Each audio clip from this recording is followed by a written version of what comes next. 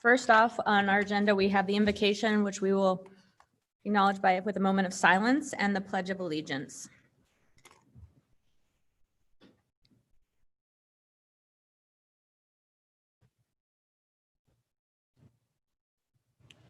Pledge allegiance to the flag of the United States of America and to the republic for which it stands, one nation, under God, indivisible, with liberty and justice for all. Thank you, everyone. I love seeing our council members standing up at home. Item 3, roll call. Clerk, will you please call the roll? Agent, Here. Clegg, Here. Halliburton, Here. Sanchez, Here. Thompson, Here. Wooding, Here. all present. Madam Mayor, Yes. I have a series of motions. Great. Thank you. I move to defer RFP 2286 to a date certain of July 28th, 2020.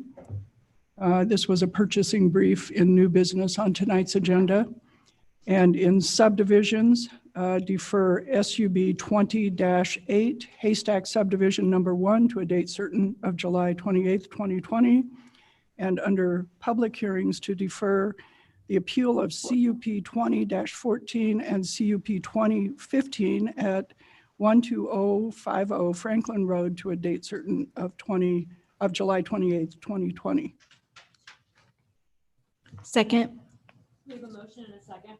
We have a motion and a second. Clerk, will you please call the roll? Sanchez, Yes. Thompson, Yes. Woodings, Yes. Agent, Yes. Clegg, Yes. Halliburton, Yes. all in favor, motion carries. Thank you. And with that, we'll move on to item number 4, request for approval of the city council meeting, work session and regular meeting minutes from July 14th. Madam Mayor, I move approval of the work session and regular evening meeting minutes of July 14th, 2020. Second. We have a motion and a second. Clerk, will you please call the roll? Sanchez, Yes. Thompson, Yes. Woodings, Yes. Agent, Yes. Clegg, Yes. Halliburton, Yes. all in favor, motion carries. Thank you. Next, under special business, we have item 5.1, the reappointment of Vern Chitwood to the Board of Electrical Appeal for a term of 4 years expiring in 2024. And I just thank Vern for his continued interest in serving our city. Madam Mayor, Yes. I ask unanimous consent to reappoint Vern Chitwood to the Board of Electrical Appeal for a term of 4 years expiring in 2024. And also thank him for his service and his continued interest. Without objection. Well, thank you. Before I move on, is Mr. Chitwood online? No. All right. Well, thank you, sir, for your service. Really appreciate it. And then we have a resolution 293-20. I'll just say that this is the resolution that codifies the Central District Health Order on masks here in the city. And we amended it's a new resolution because we had written ours prior to the Central District Health's order. And the only difference is that we include in here regulations around the airport. Madam Mayor, Yes. I move approval of Resolution 293-20, ratifying Public Health Emergency Order 20-11, business individuals, airport, bars, and public meetings enacted July 15th, 2020, and providing an effective date. Second. We have a motion and a second. Clerk, will you please call the roll? Sanchez, Yes. Thompson, Yes. Woodings, Yes. Agent, Yes. Clegg, Yes. Halliburton, Yes. all in favor, motion carries. And now we have the consent agenda. All items with an asterisk are considered to be routine by the council and will be enacted by one motion. There will be no separate discussion on these items unless a council member or citizen so requests, in which case the item will be removed from the general order of business and considered in its normal sequence. Madam Mayor, I move approval of the consent agenda. Second. We have a motion and a second. Clerk, will you please call the roll? Sanchez, Yes. Thompson, Yes. Woodings, Yes. Agent, Yes. Clegg, Yes. Halliburton, Yes. All in favor, motion carries. Thank you. And now we'll move on to ordinances. We have nothing on the first or second reading, but on the third reading, we have ordinance 2020. Thank you, Madam Mayor. I would move further reading of ordinance 2020 be dispensed with and the record reflect that it has been read for the third time in full. Second. We have a motion and a second. Clerk, will you please call the roll? Sanchez, Yes. Thompson, Yes. Woodings, Yes. Bajent, Yes. Clegg, Yes. Halliburton. Yes. ORD-20-20, an ordinance CAR 19-00030 for property located at 9819 and 9831 West Shields Avenue for a minor modification to a previously approved development agreement, amending zoning classifications of the city of Boise City to change the classification of real property particularly described in section 1 of this ordinance from single-family residential R-1C to medium-density residential with design review and development agreement R-2D DA, setting forth a reasoned statement in support of such zone change and providing an effective date. Madam Mayor, Yes. I move that ordinance 2020 be approved. Second. We have a motion and a second. Clerk, will you please call the roll? Sanchez, Yes. Thompson, Yes. Woodings, Yes. Bajent, Yes. Clegg, Yes. Halliburton. Yes. All in favor, motion carries. Thank you. We have no unfinished business, so we will move into new business. On this, I'm going to do a slight reordering of the items. So first, we will have the fee hearings as listed, the new and increased fees, then the development impact fee hearing. Then we will pick up the budget, and then we will pick up the foregone property tax motion. So with that, Eric, welcome back, albeit remotely, and we are ready to hear your presentation. It's you, Great. right? On the fees as well? I can only see you for staff, so I just want to make sure it's you. Yes, Mayor, thank you very much. I'm actually going to present 3 of the 4 budget-related items. When we get to the development impact fees, Travis Black will cover that portion. Okay, thank you. So I was starting with the increased fees and new fees. In compliance with state statute, we need to have a public hearing on any fee increase over 5% or on any new fees. We did notice this public hearing in the Idaho Statesman, both July 10th and July 17th. In general, the fees that are proposed to be increased to support the cost of service provision. When it comes to our parks and recreation fees, we did increase scholarship funding as part of the fiscal year 2020 budget. We will be monitoring that scholarship funding and be recommending increases if warranted, again, with the goal of that scholarship program being that participation is not impacted by cost. The fees are outlined in the resolution, which is included in the packet, also outlined, included in the budget document. I'd be happy to stand for any questions on any of the fees, and we have staff available as well if the council has any before we move into the public hearing. Madam Mayor, Yes, go ahead. I just wanted to talk a little bit more about the Parks and Recreation scholarship funding. I did a little bit of diving on how that's allocated as far as the scholarship funding goes last year. And a lot of that is allocated through our community schools program. So the community schools coordinator will work with the families of the kids who need access to that scholarship funding and make sure that they're able to participate in those Parks and Rec programs that they would like to participate in.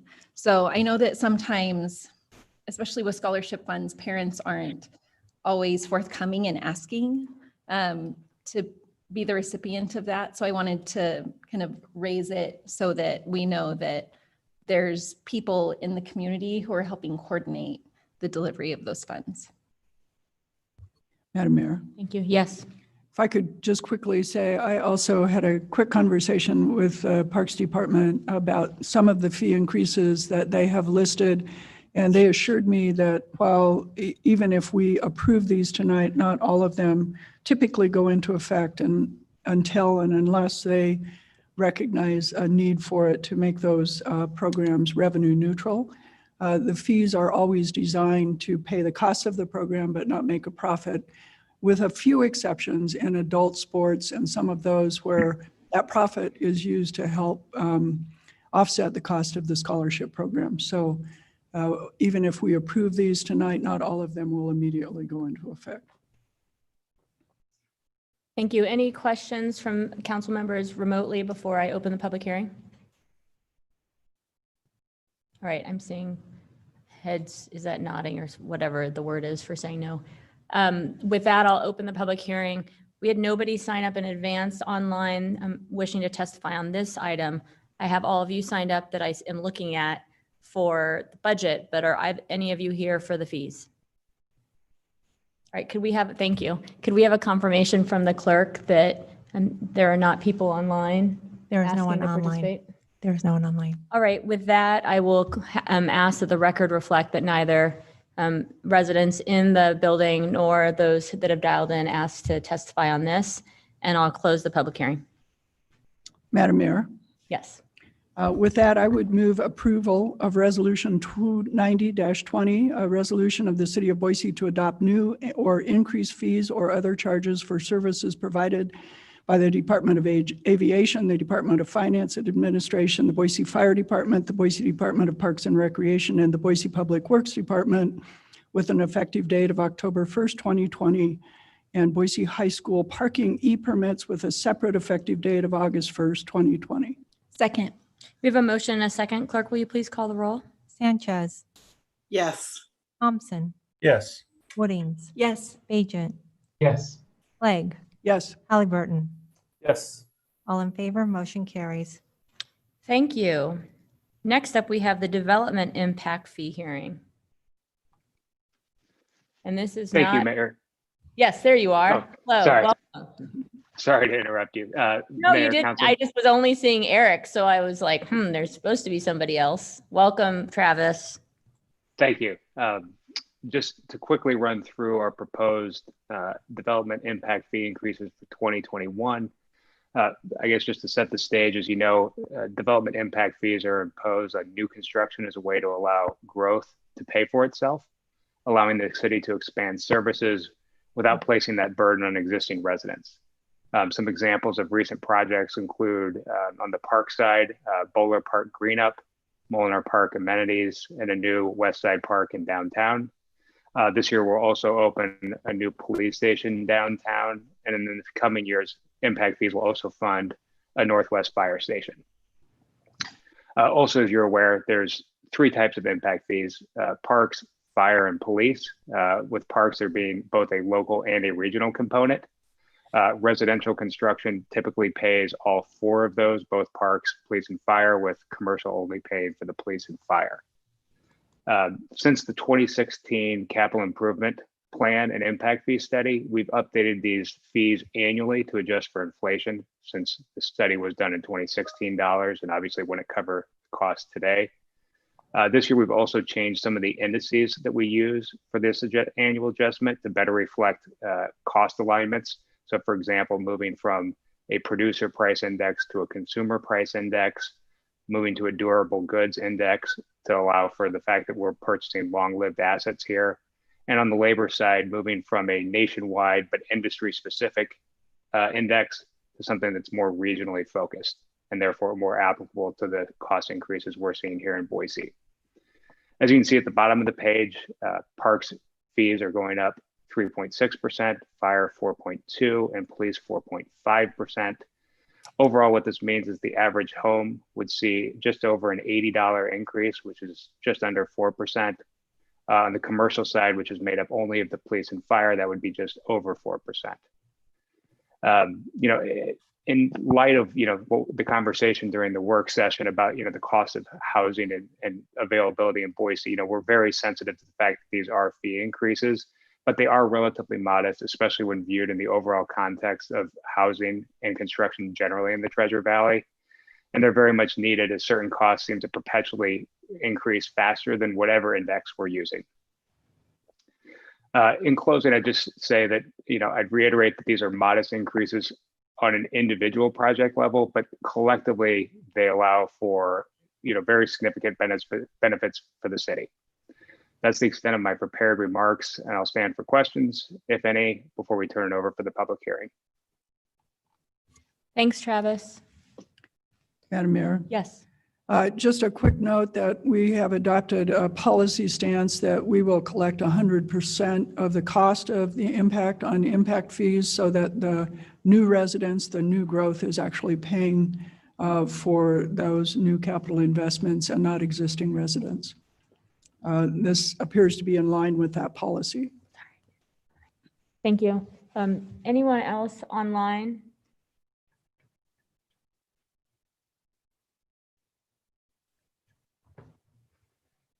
All right, I don't see any council members asking to speak. So with that, I will open up the public hearing. First off, I'm going to check with the room. All right, the record will reflect that nobody in the room wishes to speak on this item.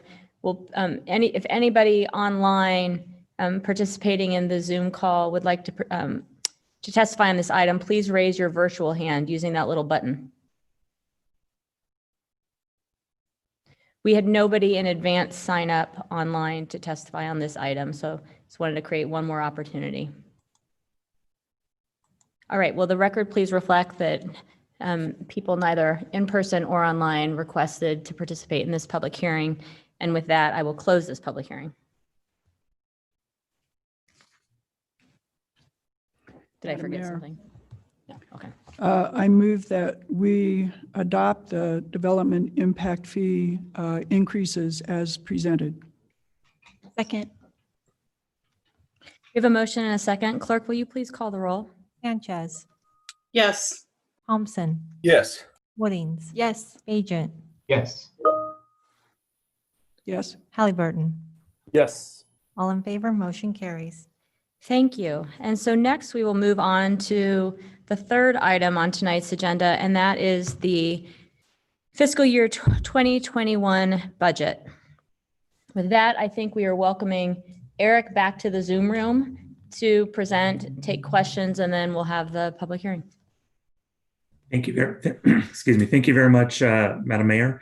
Just one point of order on the prior item.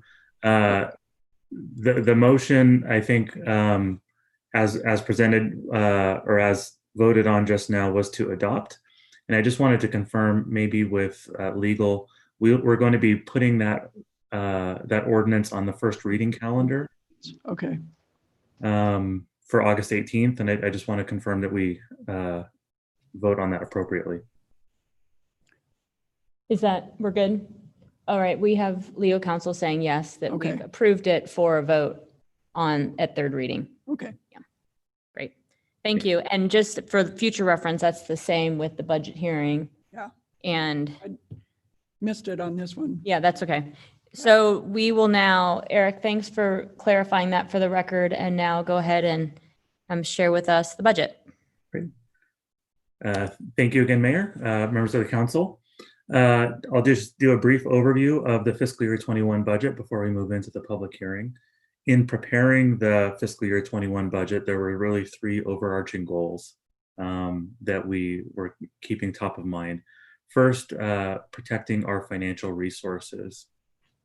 We wanted to ensure that we built in revenue reduction strategies aimed to reduce growth, preserved our flexibility to respond to future COVID-19 related impacts, and then held on to our cash flow reserve and limited impacts to our capital fund balance.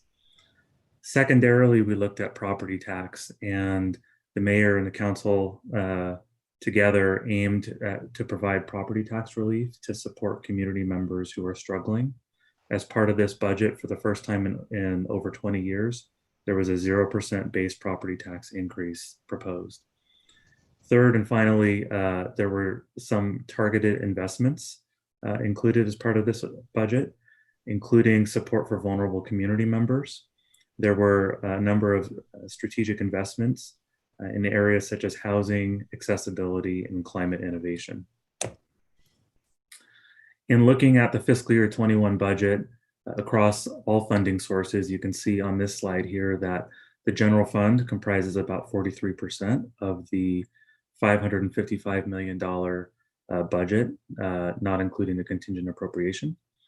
The second largest fund being the airport at just under 21%, our water renewal fund at approximately 16%, and other funds, including our solid waste fund, capital funds, and geothermal fund represented on this slide. Shifting the focus to the general fund, and I'll start with our revenues. The fiscal year 21 budgeted revenues are just south of 239 million. The 238.7 million that is included in the budget is approximately 1% lower than the fiscal year 2020 budget. You can see on the pie chart that property taxes make up a little bit over 2/3 of total general fund revenues, 67.9%. The next largest categories being departmental revenue and sales tax. If you look to the right-hand portion of this slide, you can see the year-over-year changes in each of our general fund revenue categories. And you'll see that almost across the board, revenues are projected to go down from last year to this year, primarily associated with the COVID-19 recession. You can see development fees and sales tax with double-digit year-over-year declines, fines and forfeitures at 9%, franchise fees at 8%, and departmental revenue at just under 1% drop. The property tax shows a 1.6% increase. Now, included in that 1.6% increase is the 0% base increase, as well as new construction and annexation. And when we talk about new construction and annexation for property tax, really what we're talking about is growth and new payers into the system. So that component of property tax represents about $2.6 million or 1.6% year-over-year growth. There is a slight increase in internal charges. That's largely reimbursements from our enterprise funds for services provided on their behalf out of the general fund. And then you can see liquor tax growth of 6.2%. As we look at expenditures, you can see that when we look at our tax resources, public safety makes up approximately 50 cents on the dollar for every dollar that we receive, with the next largest categories being parks and recreation at about 12 cents, our capital and debt transfers at just under 7 cents, library at just under 6 cents, and contractual services at just under 5 cents. Contractual services includes primarily the city's contribution to our public transportation system, VRT. It also includes our contribution to Idaho Humane Society and contribution to municipal courts. All other departments and categories represent 20 cents for every dollar that we collect. As we look at the expenditure changes from fiscal year 2021 as compared to fiscal year 2020, we have a series of expenditure reductions as well as some limited expenditure increases. So I'll start with the expenditure reductions and just highlight at a very high level what those are. As part of this budget, we have implemented what we're calling position level budgeting. We are looking at the way we build our positions on a more granular basis. And as a result of that new process, we have identified about $1 million in budgetary savings.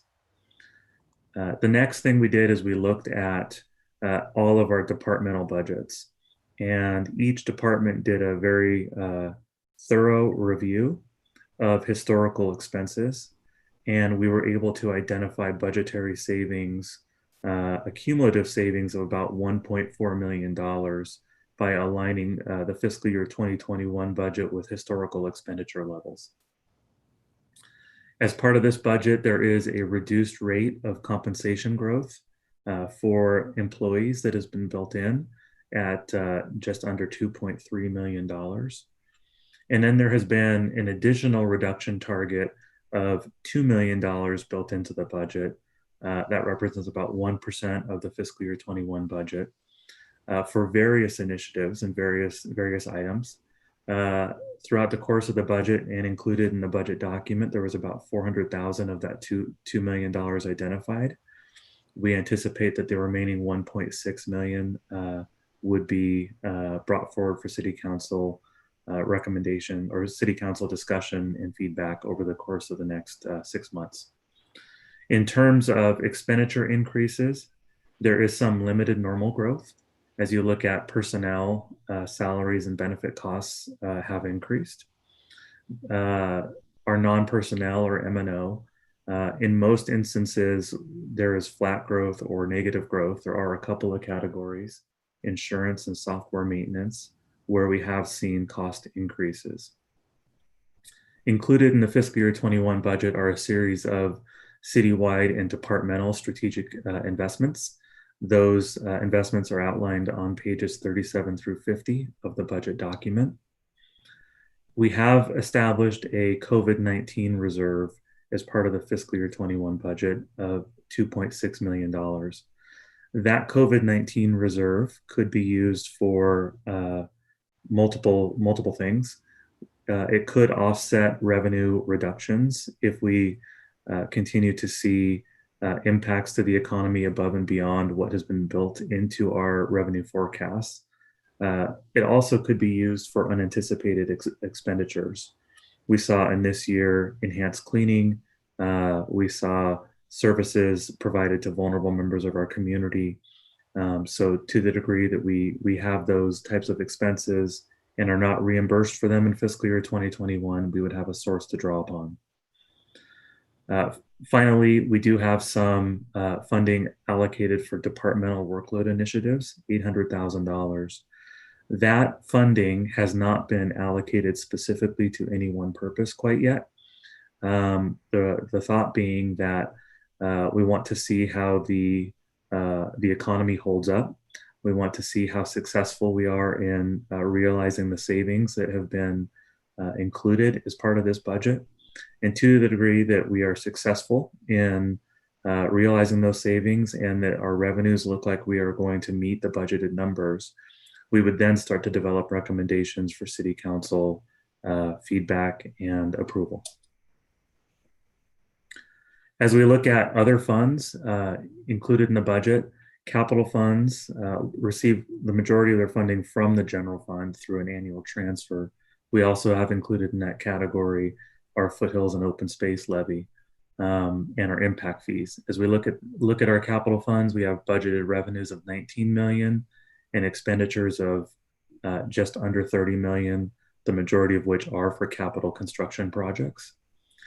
As we look at the airport, revenues of just under 37 million and expenses of approximately 115 million. The lion's share of that expenditure related to capital construction projects for which the city has been planning for some time. When we look at our public works enterprise funds, water renewal, solid waste, and geothermal, we do have budgeted revenues of just under 105 million, expenses just under 130 million, with a significant portion of those expenses being allocated towards capital projects. And our other funds, net of the contingent appropriation, being very close to being balanced at 40 million in revenues and 43 million in expenses. As we look at the budget process kind of next steps, after this public hearing, the goal would be to advance the budget to the first reading on August 18th, subsequent readings on the 25th of August and September 1st. We would need to certify our property tax budget with Ada County in September to allow Ada County to assess property taxes on the city's behalf, and with the new fiscal year beginning on October 1st. That concludes my prepared remarks. I'd be happy to stand for any questions that the council might have before moving into the public hearing. Thank you, Eric. Any questions from council members? All right. With that, we'll go ahead and start the public hearing. We're going to start with people in the room. And then once everyone here has testified, I'll start to call through first the people that signed up in advance to speak online, and then we'll check to see if anybody else wants to raise their hand. Welcome, both in person and virtually. When I call you, I'll let you know who's next so that you're ready to come up. And then will you read your name and number, name and address into the record? And if at all possible, if you're able to just reach the mic as it is, that's better for all of us. But if you have to move it, I think that there's hand sanitizer there. If there isn't, there is not. If so, oh, great. So there's some over here that can be used. All right, with that, Mel Walker is first, Mel. And then next up will be Bill Casano.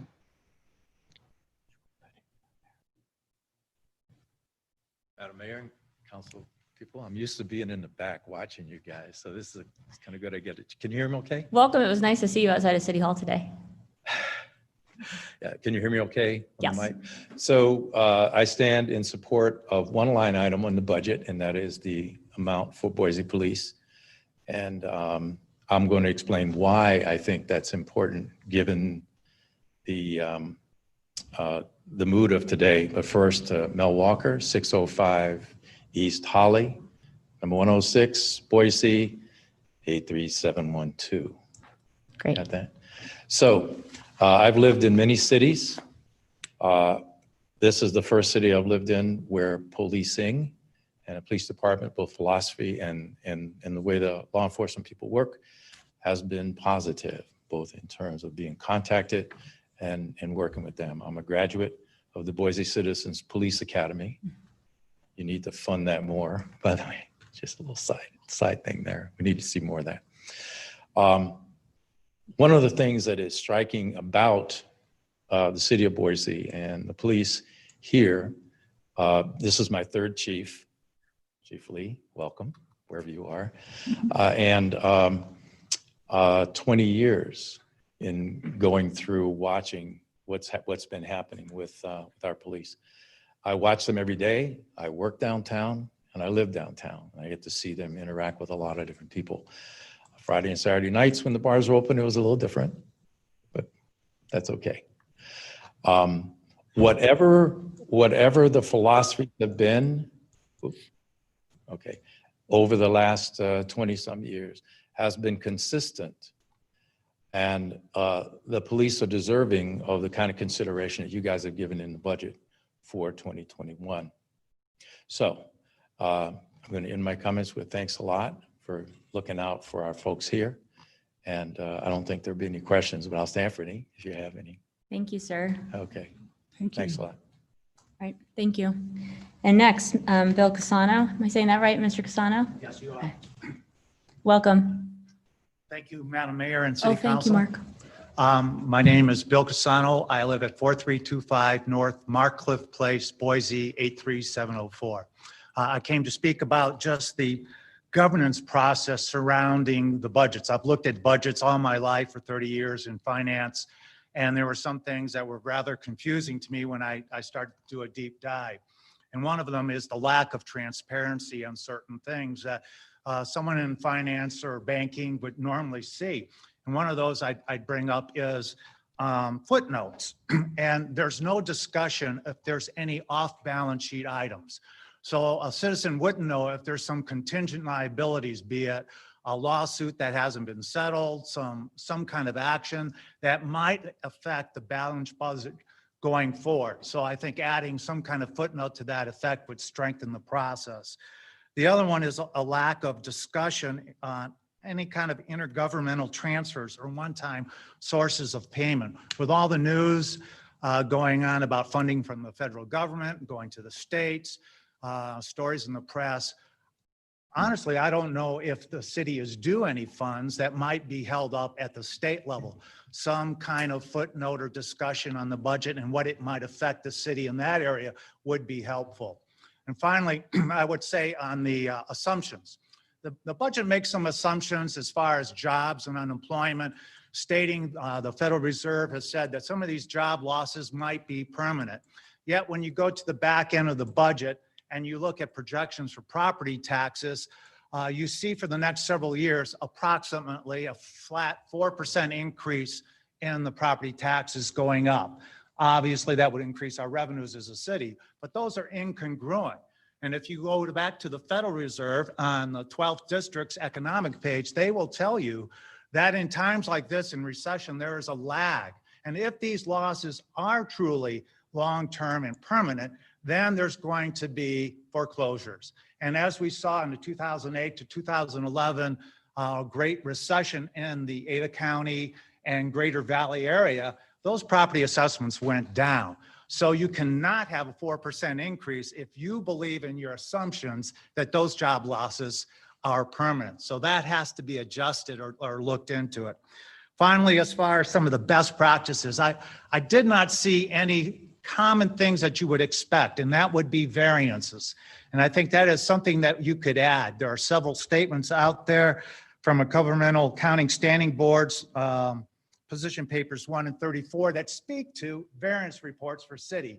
And there's a professor out of Harvard Kennedy School, Linda Blyle, who teaches on this, that this is a best practice. And I think that all that does is add for transparency in the process so the citizens and the board members can oversee the budget practices more succinctly. With that, I'll end my statement. Thank you. Thank you, sir, very much. All right, next up, Whitney Mustel and then Sarah Lawal. Ms. Mustel, welcome. If it's okay, I would like to not provide my address out loud, but I'm happy to give it to you guys in writing. Yeah, it'll need to be in the record, so you can do that Okay. at the end. That's fine. Thanks for giving me some time today. I'll be short, obviously, as I have to be. I'm mostly here to just address the budget with concerns to policing and the heavily talked about conversation around reallocating funds for mental health. The last time we were together, you guys asked for patience. And I understand that that's needed in this process. I understand that it takes time to review, look at data, see the numbers, and actually see where the gaps are in our city. And the full picture is very important. In saying that, I believe that the city of Boise has an opportunity here to be an example for our state, but also for the country and how we do things. I think there's something to say about us not just rushing into it, as some cities have done across the country in an effort to automatically please their citizens. So I get that and I understand it. So I hope that in giving and giving patience, you're able to reallocate some funding and do it really well. You're able to lead in this, and I ask that you do that. And I think the city has the resources and the ability to gather that data and see the needs really clearly.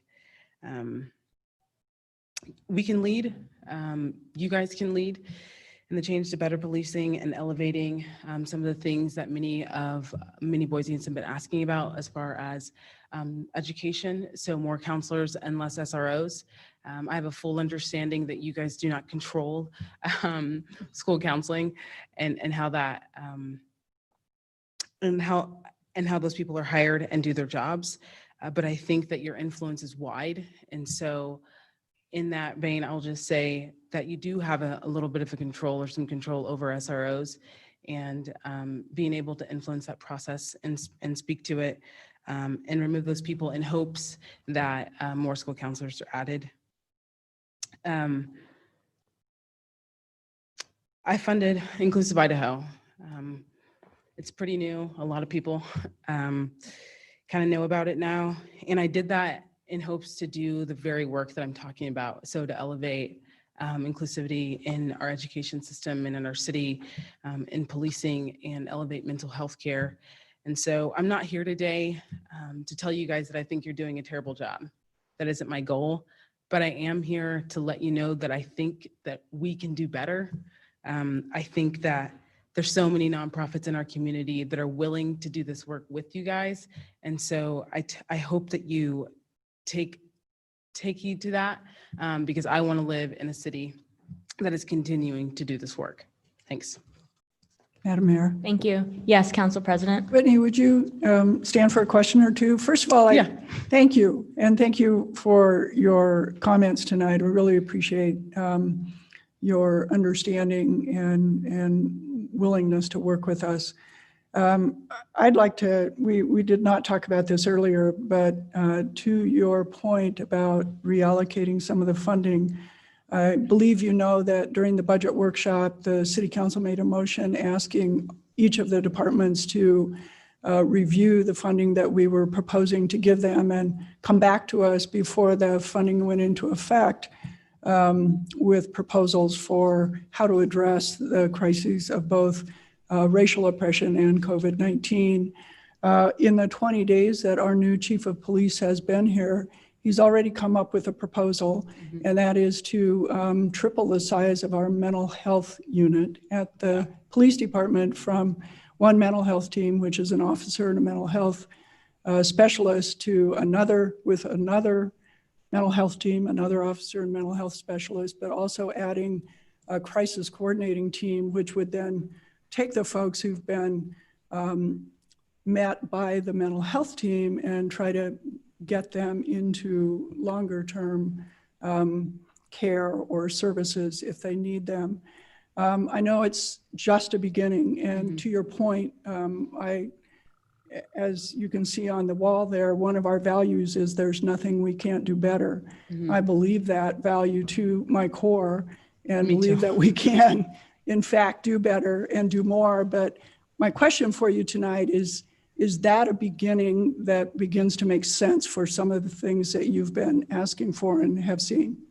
Yeah, I think it is a beginning. I want to say that in saying that as a Black Idahoan, I don't speak for all of us, but it's a start. And I think starting somewhere is really good. And I know at the town hall, there was a statement made that you guys can't do it alone. And there's such a deep understanding from myself that that's true, but I do think that you guys can start it. And so I think the effort to make the first steps is a big deal, and I'm thankful for that. So. Thank you. Appreciate that. Yep. Thank you very much.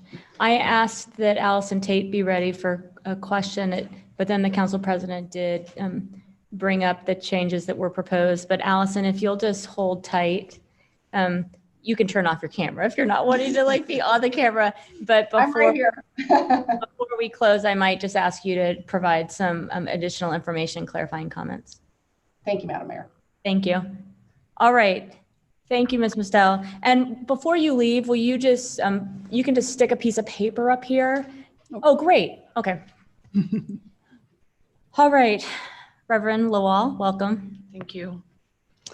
I'm the Reverend Sarah Lawal. I live at 5711 North Crimson Way, Boise, 83703. Welcome. Madam Mayor, Council President, Council members, thank you for allowing me to testify this evening. And I know I've shared a lot of thoughts with you prior to this, and I'm here as a local area minister, as a Unitarian Universalist, and as part of an interfaith clergy coalition who is beginning to gather to explore questions around racial justice and how our community can address that. And I know that you are very aware of this moment of national reckoning and the threat of violence for speaking truth to power, that threat that's just outside our walls right now, is such a threat that too many don't even feel safe being here or speaking at all. And we're expanding our learning and we're shifting our thinking about how we structure traditional systems that are built on historical structures of oppression. As a Unitarian Universalist, my faith tradition in its annual General Assembly just a few weeks ago recommitted ourselves to shaping a world in which love and justice can thrive, where Black leadership, creativity, and resilience is celebrated, while Black grief is honored and held with love. And we committed to using our voices to amplify the Black, Indigenous people and leaders of color in our community. In the words of our denominational president, the Reverend Susan Frederick Gray, this moment calls us to be prophetic and to imagine a world without policing. Black and Indigenous people and other folks of color have already created alternatives to policing because they don't feel safe. We need to follow the lead of these communities and imagine a world that centers collective care, that centers community investment in restorative justice rather than surveillance, punishment, and incarceration and policing. And Boise is no exception. And I will acknowledge that good work has been done over the years, and we can do more. We must do more, especially now. Now is the time to examine how we direct our resources to best meet the needs of our diverse community. And so I am asking you not to increase the BPD budget, especially considering overall revenue is down, especially in the time of COVID where the future is uncertain. Instead, I'm asking you to redirect that roughly $1.4 million increase and invest in alternative strategies of response and support in our community for the most vulnerable among us. Voices have been crying out, stories have been shared, and you have an incredible opportunity to provide brave and bold leadership and to support creative initiatives and alternatives and to truly become that one city for the common good. And there are a host of possibilities above and beyond the strategic investments already highlighted, building out the behavioral health response team, funding additional robust mental health care outside of the Boise Police Department, funding homelessness services, increase funding for Our Path Home, create a homelessness response team, invest in creative and transformative justice processes that allow for community connection and healing over punishment. Now is the time to be bold. Now is the time to center marginalized voices and experiences. Now is the time to invest in our collective thriving and community and take a courageous step toward beloved community. We have had 400 years as a country to listen, and we have failed. Now is the time to begin righting those wrongs. A lack of action demonstrates a lack of listening. Thank you. Thank you. All right, next up, Brent Coles. Welcome.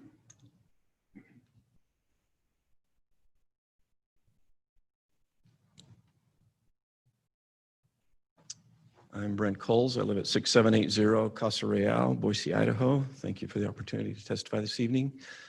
I have for your review a copy of last year's testimony, and it stays pretty much the same. But let me review and highlight just a couple of items. First of all, looking at the comprehensive annual financial report, the CAFR report, I just briefly looked at it today. Your net position is $1,005 million. Nice position to be in. Your total fund balance of $140 million.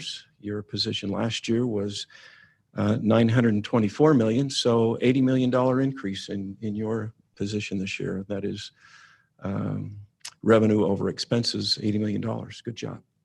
There is money there in your budget, and you've allocated it, and I'd like to support and speak in favor of a couple of the items that we talked about last year. One of those items was the comprehensive staffing study for Boise PD. A year ago, you were 54 officers short in that. After talking about this and throughout the campaign, the then former chief went in and hired 10 additional officers. Further review found that that was filling 10 positions that had been vacant. So we weren't adding additional officers at that time. Now, I don't have the latest details. I don't know where you are in adding additional officers, but I do know that community policing, I understand, is a priority for this mayor and council. Community policing takes additional officers. The mental health officers takes additional officers. Totally support those positions. School resource officers was something we were funding back in the 90s. We went into the high schools, junior highs, and we had a plan to go into the elementary schools. That changes. But those are positions that were for the purpose of police officers and young people getting to know the officers getting to know young people and working together, serving together, not necessarily for enforcement, but for relationship building. I believe that could still be a priority for our community. Last year's budget reduced the number of patrol officers, patrol cars. I hope you're increasing patrol cars. I thought I saw something in the budget that maybe you were reducing that again. You need officers, you need response. we've had some very significant, unfortunate incidences in our community. One occurred last year when a 3-year-old's birthday party was impacted by a maniac.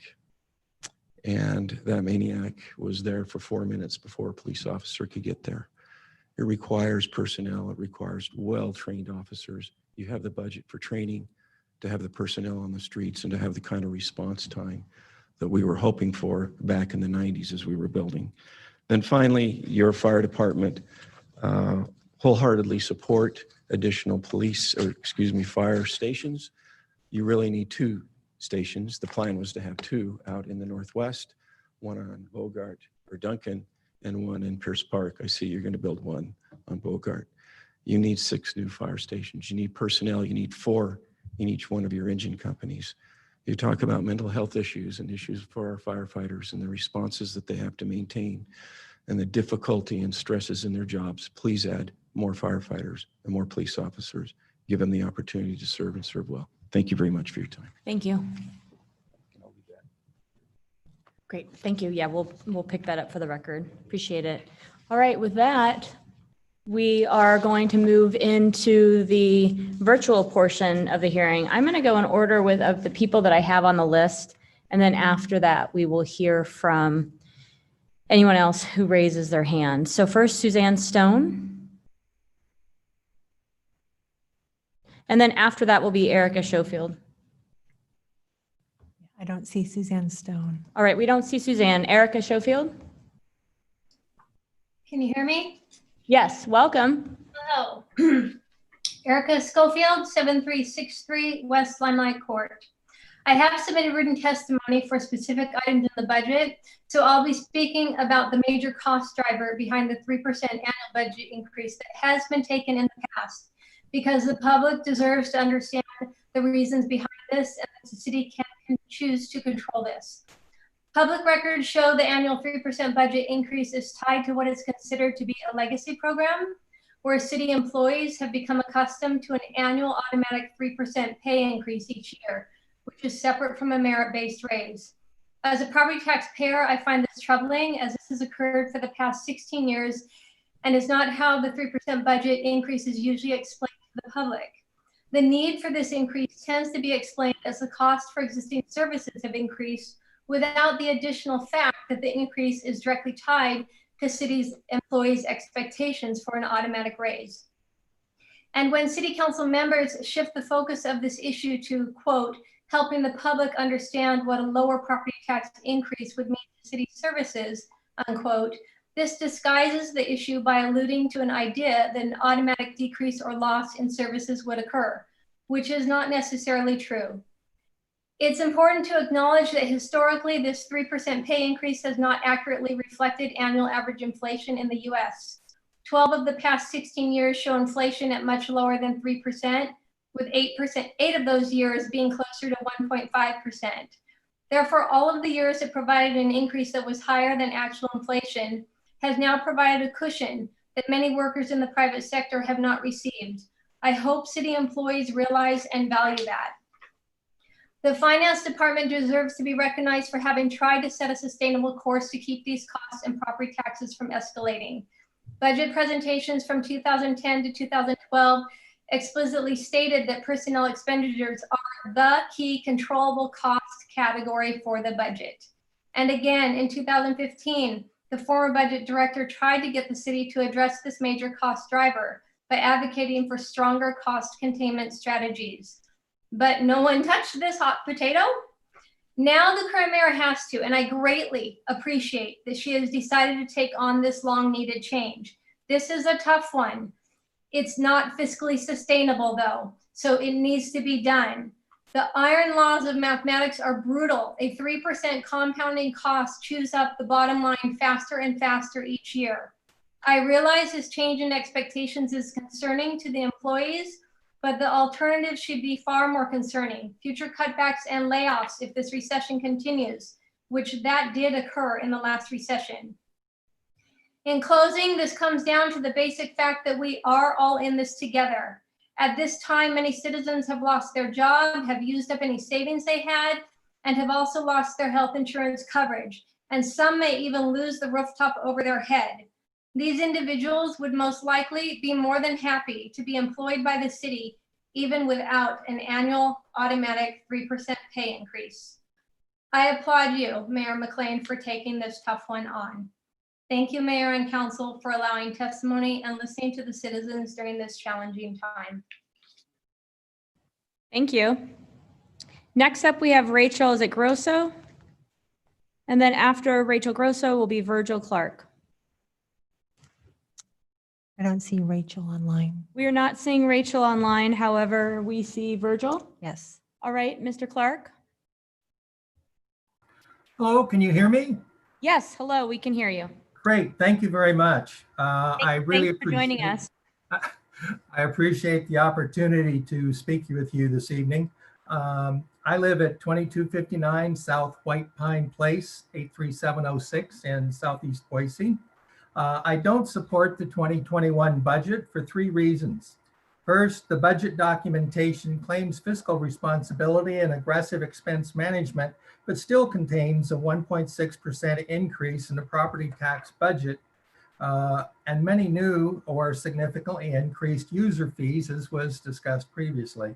In today's difficult times, it's my feeling that Boise should tighten its belt, not increase or even maintain the current property tax level.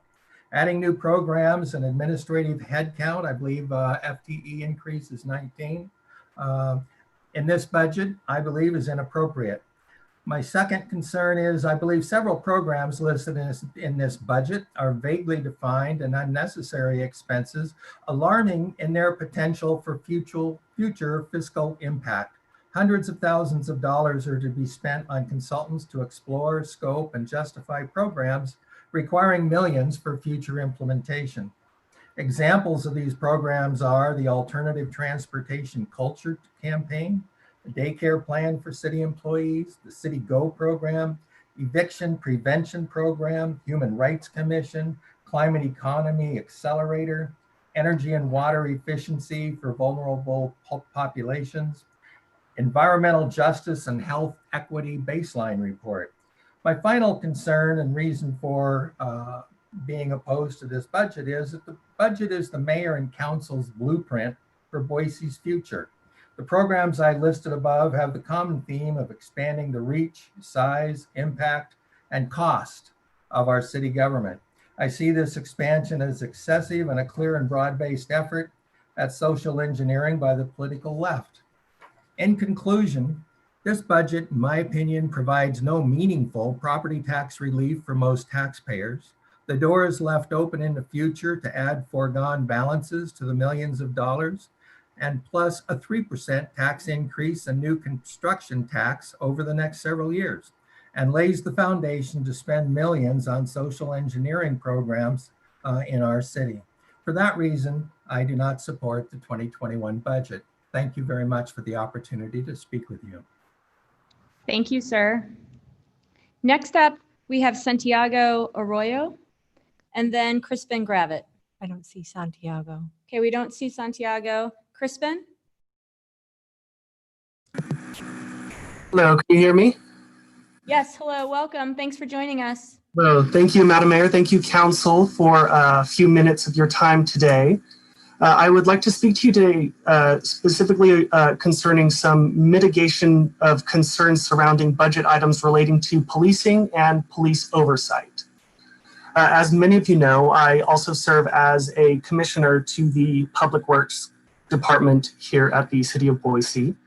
And in reflecting in my time and service on that commission, I really became attached to sort of 2 roles. One is the formal role that I serve as a commissioner in advising and offering new perspectives on policy directions and on shaping the budget for the Public Works Department. And then the second role is a more informal role, taking what I've learned about the department that I work with and sharing that knowledge with the community that I am a part of, and sort of taking what I learned and the input from that community back to the commission.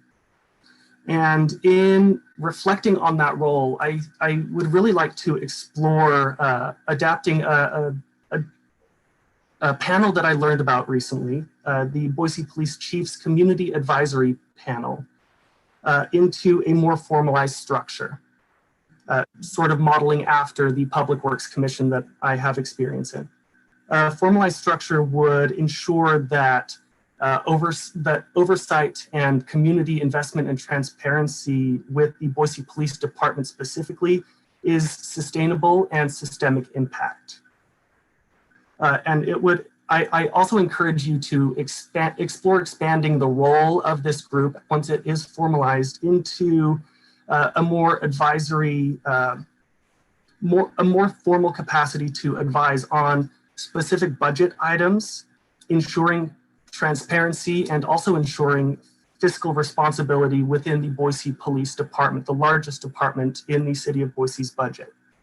And then speaking more to the informal role of a commissioner, I think bringing more folks to the table, serving in that role and learning in that role would help our city as a whole learn more about what the police department does and can do, explore new potentials, share a broad diversity of experiences, and educate our community and build more two-way communication between our communities within Boise and the Boise Police Department. In addition to that, just a few separate items related to police oversight, specifically the Office of Police Oversight. I would encourage you to increase funding and investigate components related to the efficiency and conduct of the Office of Police Oversight. As you know, currently it is directed by a part-time position. And given the relative budget of the two departments, I think that boosting that role specifically and some supporting roles would ensure that our police department, as I'm sure we all agree for the most part is true, operates ethically and transparently. I would also explore you to look into creating an anonymous citizen investigative commission to support the Office of Police Oversight and ensuring that anonymity and compensation down the road as two elements that ensure that this sort of commission is successful are options that are on the table in expanding that role. And then just to reiterate some points that have been made previously, I wholeheartedly support initiatives to expand trainings and other initiatives related to mental and behavioral health within the Boise Police Department. With that, I would stand for any questions, and thank you for your time. Madam Mayor, Yes, go ahead. this Councilmember Kristen, Halliburton I here. think we've got a question for you from Councilmember Halliburton. Thank you, Madam Mayor. Crispin, it's great to hear your voice. This is Councilmember Halliburton. I just wanted to make sure that I was clear on your first ask. You were saying that there's currently an advisory committee for the police chief that I'm aware of, and you're asking that potentially gets expanded into a full-on commission similar to the commissions that we have for Parks and Rec, Public Works, on which you serve. Is that what the ask was? Madam Mayor, Councilmember Halliburton, yes, that was the request that I made related to formalizing the structure for this advisory panel more into an actual commission. Perfect. Thank you, Crispin. I just wanted to make sure that I was clear that you were actually talking about a formal commission there. So thank you. Madam Mayor. Yes, Councilmember Sanchez. Thank you, Madam. Crispin, thank you so much for calling in. All of these ideas, they sound beautiful, actually. And I'm just wondering, because I know you're a science person, have you done research to see if these concepts have been successful in other municipalities? Madam Mayor, Councilmember Sanchez, yes, I have looked into a few different structures in cities across the United States and found that advisory commissions, as similar to the first ask that I made, are not uncommon. The second request for an anonymous citizen investigative commission to the Office of Police Oversight has had more mixed success based on a number of mitigating factors related to the relationship between municipal and state law, the level of anonymity awarded, and the funding allocated towards such a commission, as well as their statutory ability to call subpoenas or other necessary elements to serve in an investigative role. And I'm happy to share some of those materials with you. Great. Thank you, Crispin. Thank you, Crispin, very much. Appreciate it. And I'll just say, while the chief wasn't able to join us tonight because he's otherwise indisposed, Allison Tate is with us this evening, and she will, I'm sure, take back your suggestions to the chief, as this is a really important part of the conversation with him in his new role, the council and the community, the different things we ought to look at to improve the way we deliver services and keep our people safe. So thanks so much for those suggestions. Next up, we have Fred Birnbaum, and then after that, Carol Menges. Mr. Birnbaum? Good evening. Can you hear me? We can. Welcome. Good evening, Madam Mayor and council members. My name is Fred Birnbaum with the Idaho Freedom Foundation. That organization is located in Boise at 802 West Bannock Street.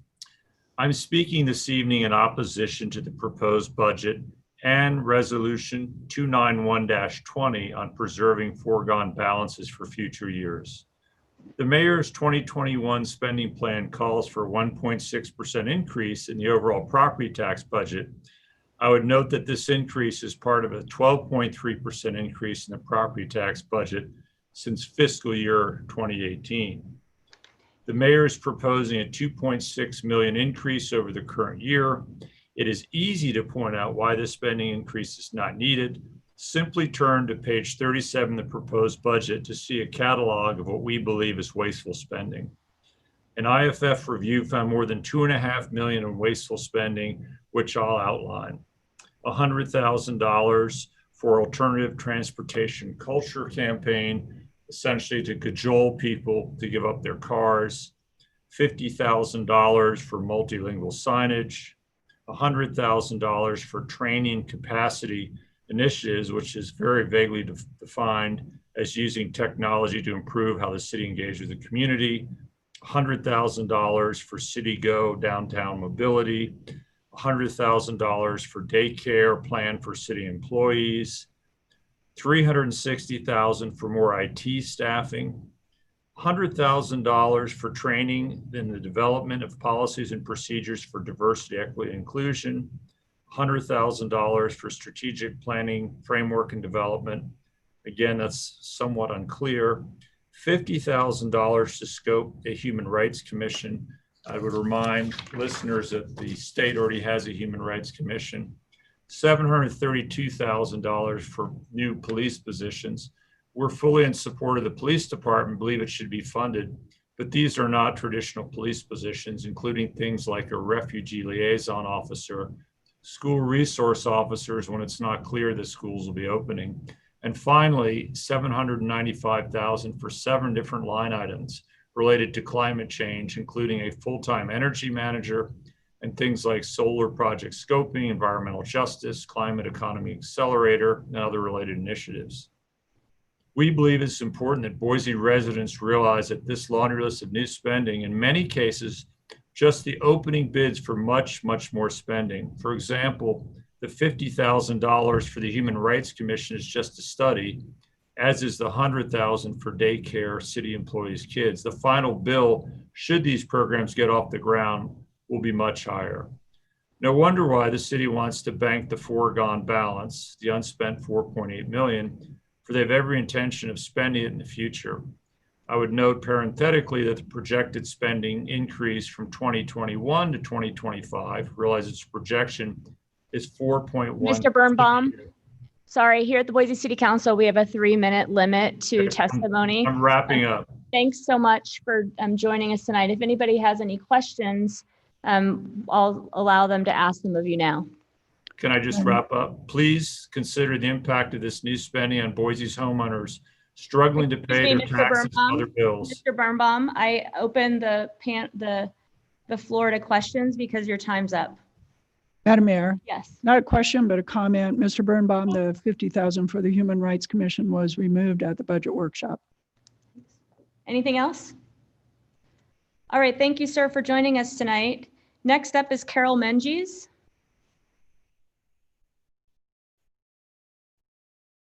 All right. Oh, and I did want to say, we see a David DeHaas logged in this evening, and on our list we had a Nathan DeHaas who planned to speak to an appeal, CUP 20-14 and CUP 20-15.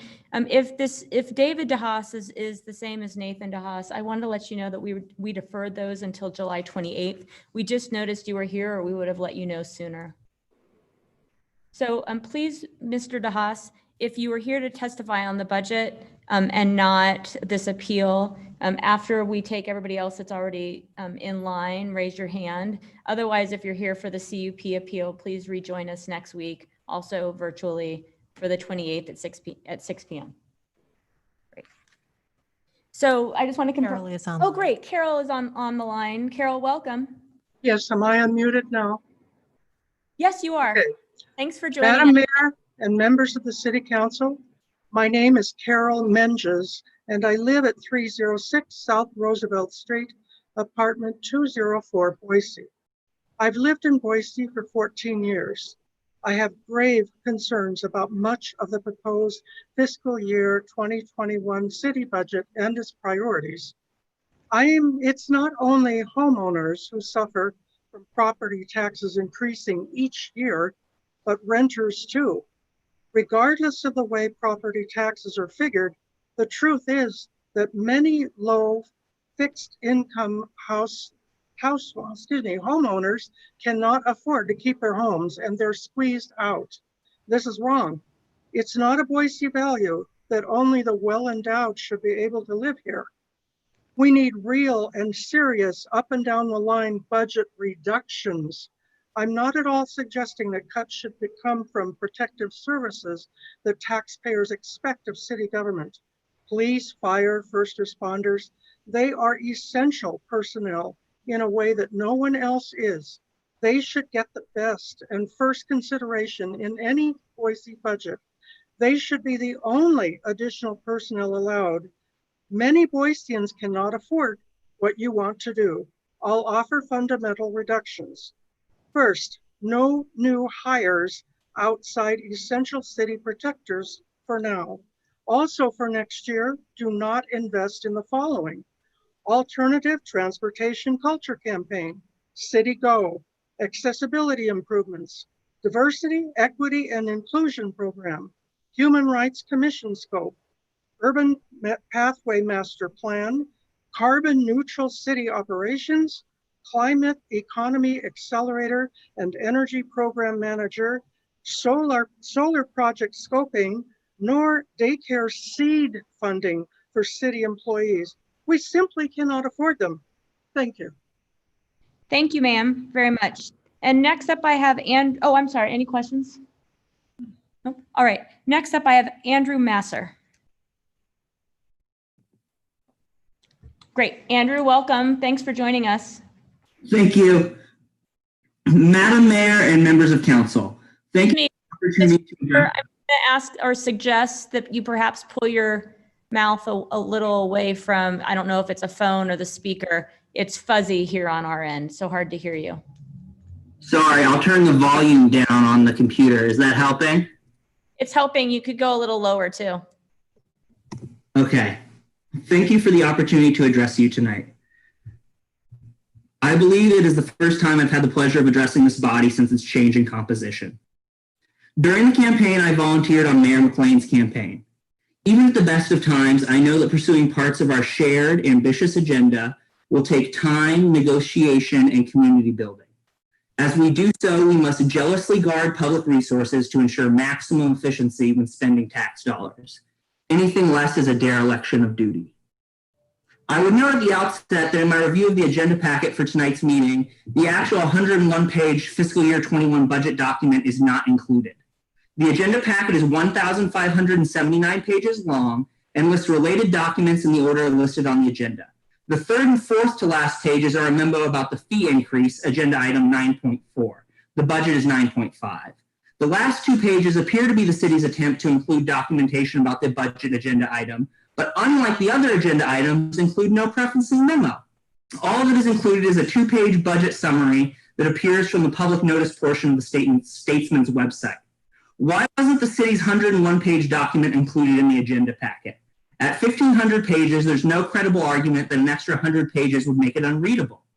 Did members of the city council and mayor only review the 2-page public notice in the Statesman? If you reviewed the 101-page document, why wasn't it included in the agenda packet? Whether its inclusion is strictly required under Idaho's public meeting laws is irrelevant. You should offer the documents that form the basis of your opinions in the agenda packet so that those offering public testimony make arguments that will address your concerns or preconceived notions. In reviewing the proposed budget and attached statements, I was encouraged to see that Boise is attempting to meet the moment. As we continue to grapple with the presence and effects of implicit bias, systemic racism, and white supremacy, it is obvious and imperative that this discussion start and end with the criminal justice system. However, looking at the police budget items called out by the mayor in her summary, it is apparent that our professed commitment to the movement for Black lives has failed to adequately extend to our spending priorities. Extending the life of fleet vehicles will save money but not address any underlying problems. More problematic is the proposal regarding school resource officers. Again, while getting funding for this program from the school districts will save the city money, it does nothing to address the clear and present danger posed by criminalizing activity in school that would have been punished with detention 30 years ago. In all likelihood, sharing the costs with the school district will exacerbate the problem, as SROs become an ever-increasing light item on the city's and school districts' budgets. Calls to defund the police are obviously hyperbolic, but symbolically so. In a country with an important number of school shootings, armed police on campus may make sense, but we don't need to expand to a Keystone XL-sized school-to-prison pipeline. I hope that no member of the council reflexively dismisses this criticism as coming from a small group of loud people. The public notice for this hearing explicitly says that written and oral comments about the proposed budget are welcome. I hope it's not the expectation that all comments would be simple expressions of agreement or assent. Mr. Matt. Ideas are made better after critical consideration. Thank you for your time. I urge serious reconsideration of this budget and would stand for any questions. Thanks, Mr. Masser. Questions? All right, thank you very much. So we have 2 hand raised. I'm going to go with David DeHaas first, since I called out that you were here. Now we have a third one. That's great. Oh, some more. Well, somebody will facilitate that, but first let's start with David DeHaas. Hello, can you hear me? Yes, welcome. Welcome. Thank you, Madam Mayor and City Council.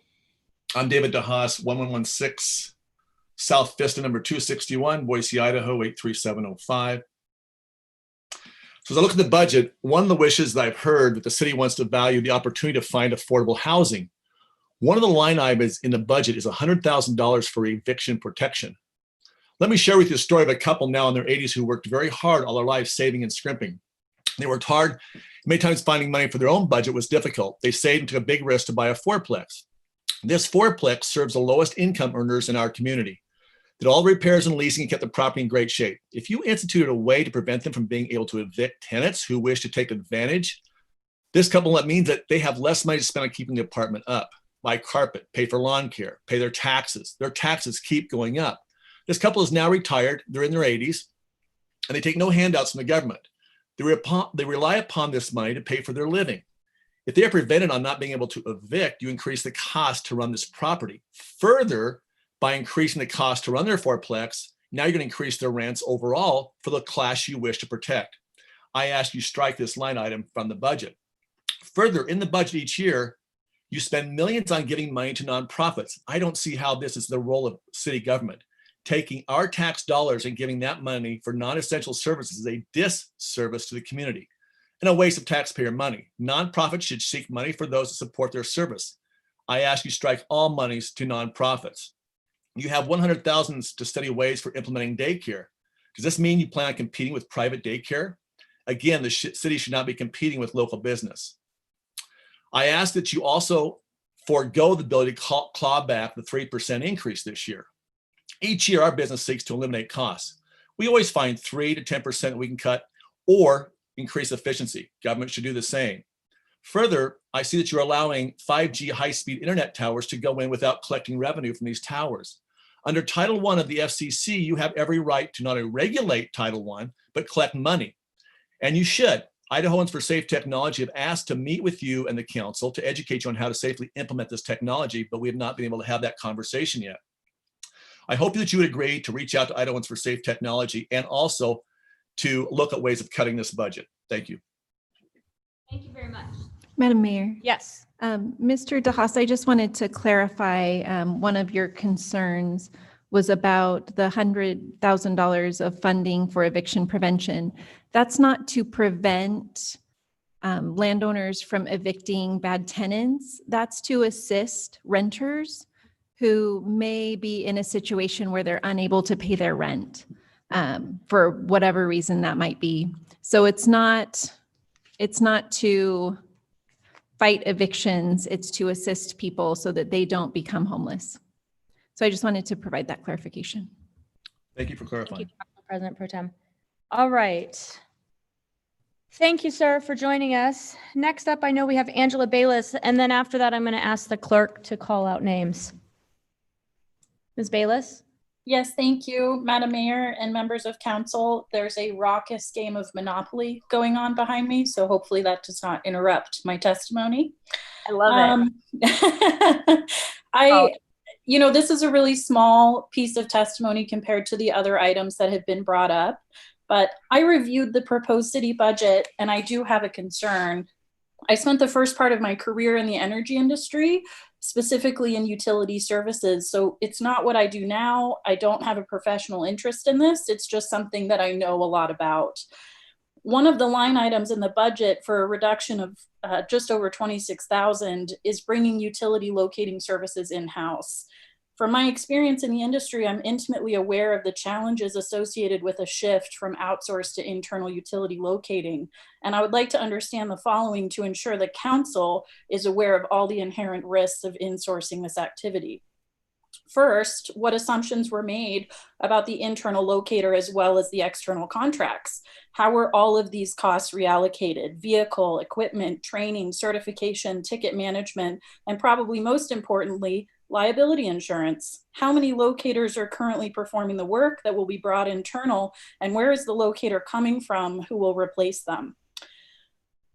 Can one locator realistically cover the territory without ending up having to delay tickets, and how will emergency tickets be handled? Given the challenges and inherent differences between locating different types of utilities, every utility type requires slightly different expertise and equipment depending on the infrastructure. Has the city planned for finding the right person, and how much will that cost in addition to all of the costs mentioned above? What about the administrative costs and the ongoing management of the locating? Who will be dispatching the work, paying for the 811 service, paying for ticket software, and managing it? And who will manage the necessary certifications for the locator and ensure they're up to date? My concern is that a switch to internal locating may be no more than a reallocation of funds rather than a reduction. That $26,000 in savings could be eaten easily by one bad locate resulting in a damage. Late ticket fees and fines from one locator being spread too thin, corresponding administrative fees and costs, and equipment and necessary insurance. I strongly advise council and any advisory committees to look very closely at this proposed reduction to ensure that all of the costs I mentioned are included in the change, and consider whether the risk of a major damage and the ensuing costs are worth a prospective $26,000 in reduced spend. As I'm sure you know, hiring an external contractor means they have to carry the substantial liability associated with utility locating, as well as the costs listed above. Essentially meaning that the costs you pay currently are your all-in costs, where if you bring in an internal locator, their salary and equipment is just the beginning cost. Ultimately, what often happens with outsourced locating moving internal is an eventual shift back to contracted locating at a higher cost than the original contract. So I would just want to make sure that that's been addressed, and hopefully it has, but I wanted to bring it to your attention in case you were not aware. Thank you very much. Thank you. And your testimony was perfectly timed. Those are all great questions that I am sure council and our staff who make these recommendations will take into advisement. Appreciate your time. Clerk? Our next speaker is Jasmine Kusada. Jasmine, welcome.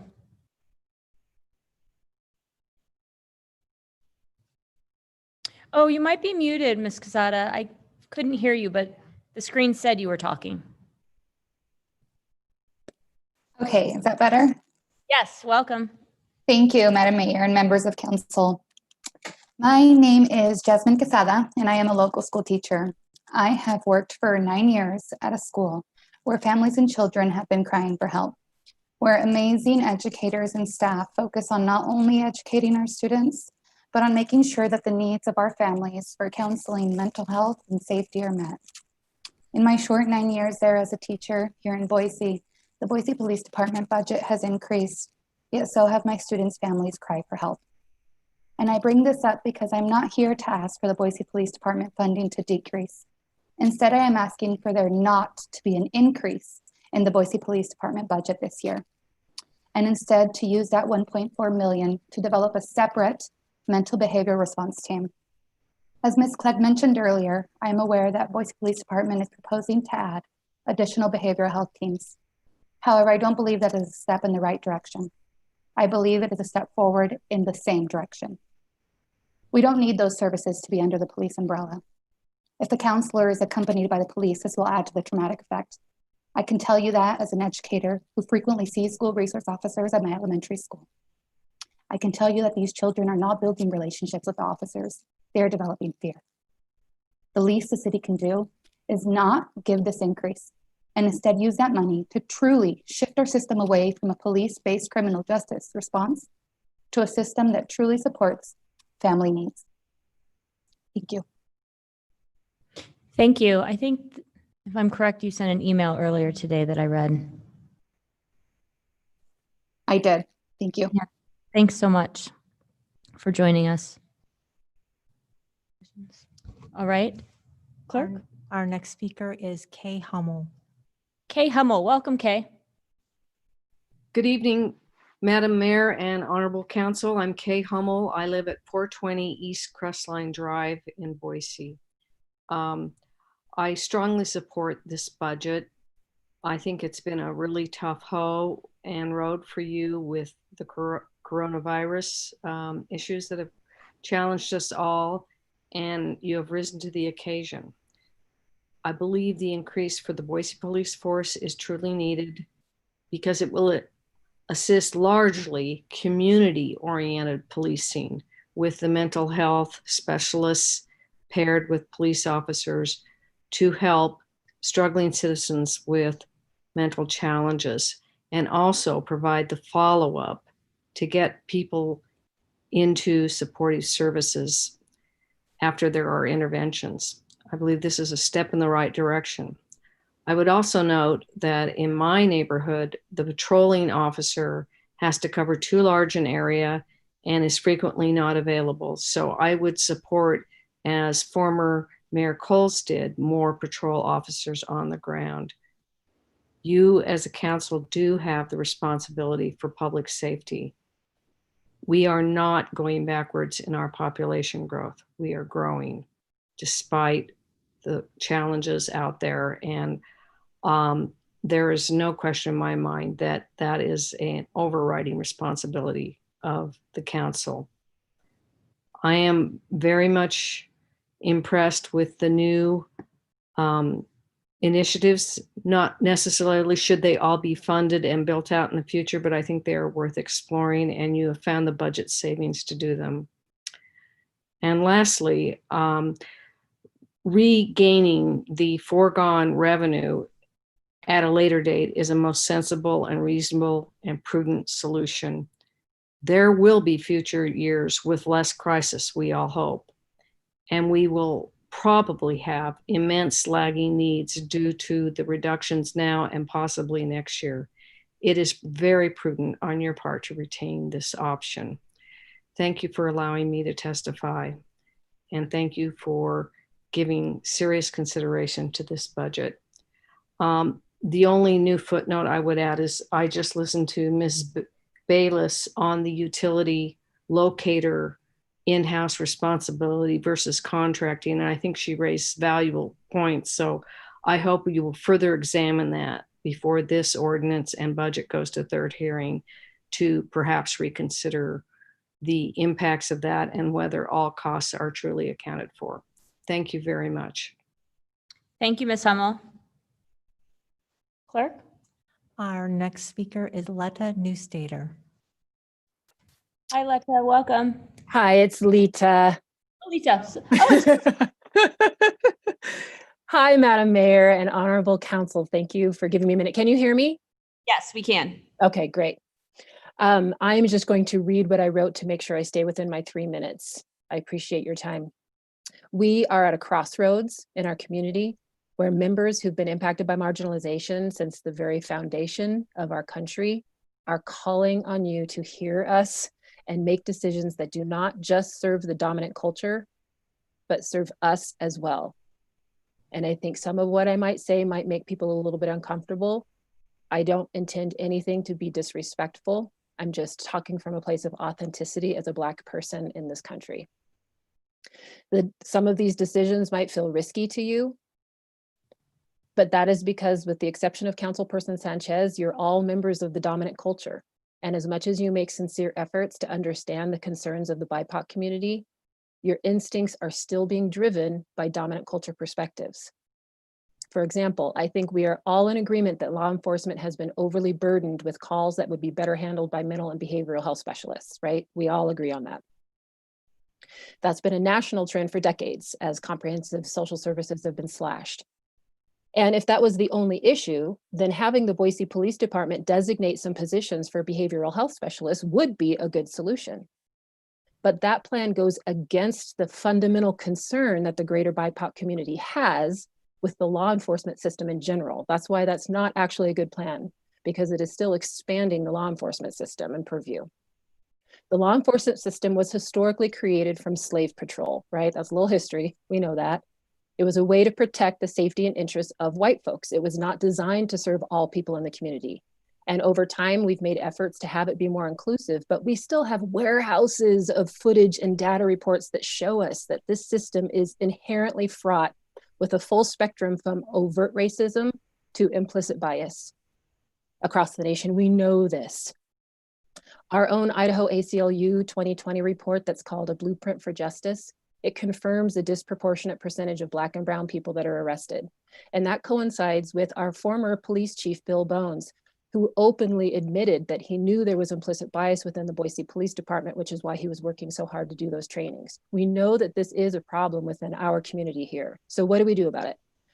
Well, we stop increasing and expanding police involvement and instead actively put resources behind other ways to envision community safety, especially prevention and sustainable supports that reduce the need for crisis intervention in the first place. Safety is important to all of us. We all agree on that, but law enforcement is not the only way to increase safety. And for a valuable portion of our population, law enforcement is the opposite of safety. And when do those needs start to matter? And finally, in closing, now is our time. Systemic change will not happen if we keep doing the same things. And in this case, that means expanding law enforcement budget and purview. And if you approve a plan that assigns behavioral health specialists who are under the umbrella of the Boise Police Department to be the ones in charge of responding to community crisis, then you're effectively sealing the direction that this community is headed, which is increasingly police-based system. And we wonder why people are protesting, and that's why. When do our concerns and lived experiences get treated like they matter? Lita. Thank you very much for your time. Thank you very much. Madam Mayor. Yes. Councilmember Sanchez. Thank you, Madam Mayor. Thank you, Lita. First and foremost, I would like to thank you for validating my experience. It is a lonely experience, as much as I am honored to be the first Latina to run for seat 2 of the Boise City Council and to be elected by my community to serve in this capacity. It has been very painful at times to feel that my voice is not welcome. It is diminished at times. And I think you might be the first person to in council actually acknowledge that my experience is different from my white colleagues. So thank you for that. I would ask if you could perhaps develop a little bit more of the vision I completely understand what you're talking about in terms of having concern about having more mental health professionals housed under the Boise Police Department. What is it that you would envision as an alternative to that? Thank you, Councilperson Sanchez. So I do have about 20 years of experience as a licensed clinical social worker in the community, and I worked with Ada County Juvenile Court and ran their mental health screening team.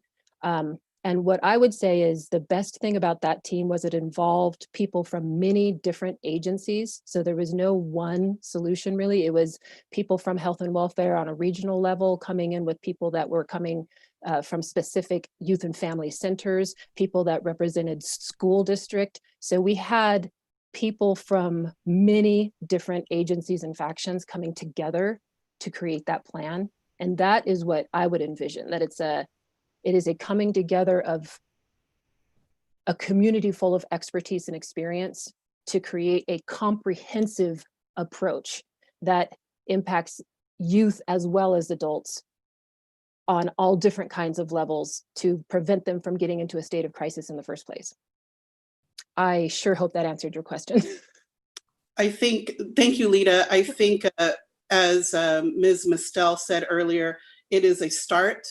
I don't think our community expects us to wrap everything up with a pretty bow this evening, but it is a beginning. And I just want to amplify what you said. I have to agree with you. I do believe that when folks are having a crisis, that part of the reason they may not reach out for help is because they know that there's going to be a criminal aspect to it, that a police officer has to be involved. And that's frightening. I mean, if you're already having a crisis, to then introduce an element where somebody can use a gun on you, they can use violence on you, and it's state sanctioned. I don't think that is hyperbole. We're not making that up. It's real. And I really appreciate your courage in speaking out because it's what our community needs right now. So thank you. Thank you. Clerk? There's no one else. All right, we have no other hands raised.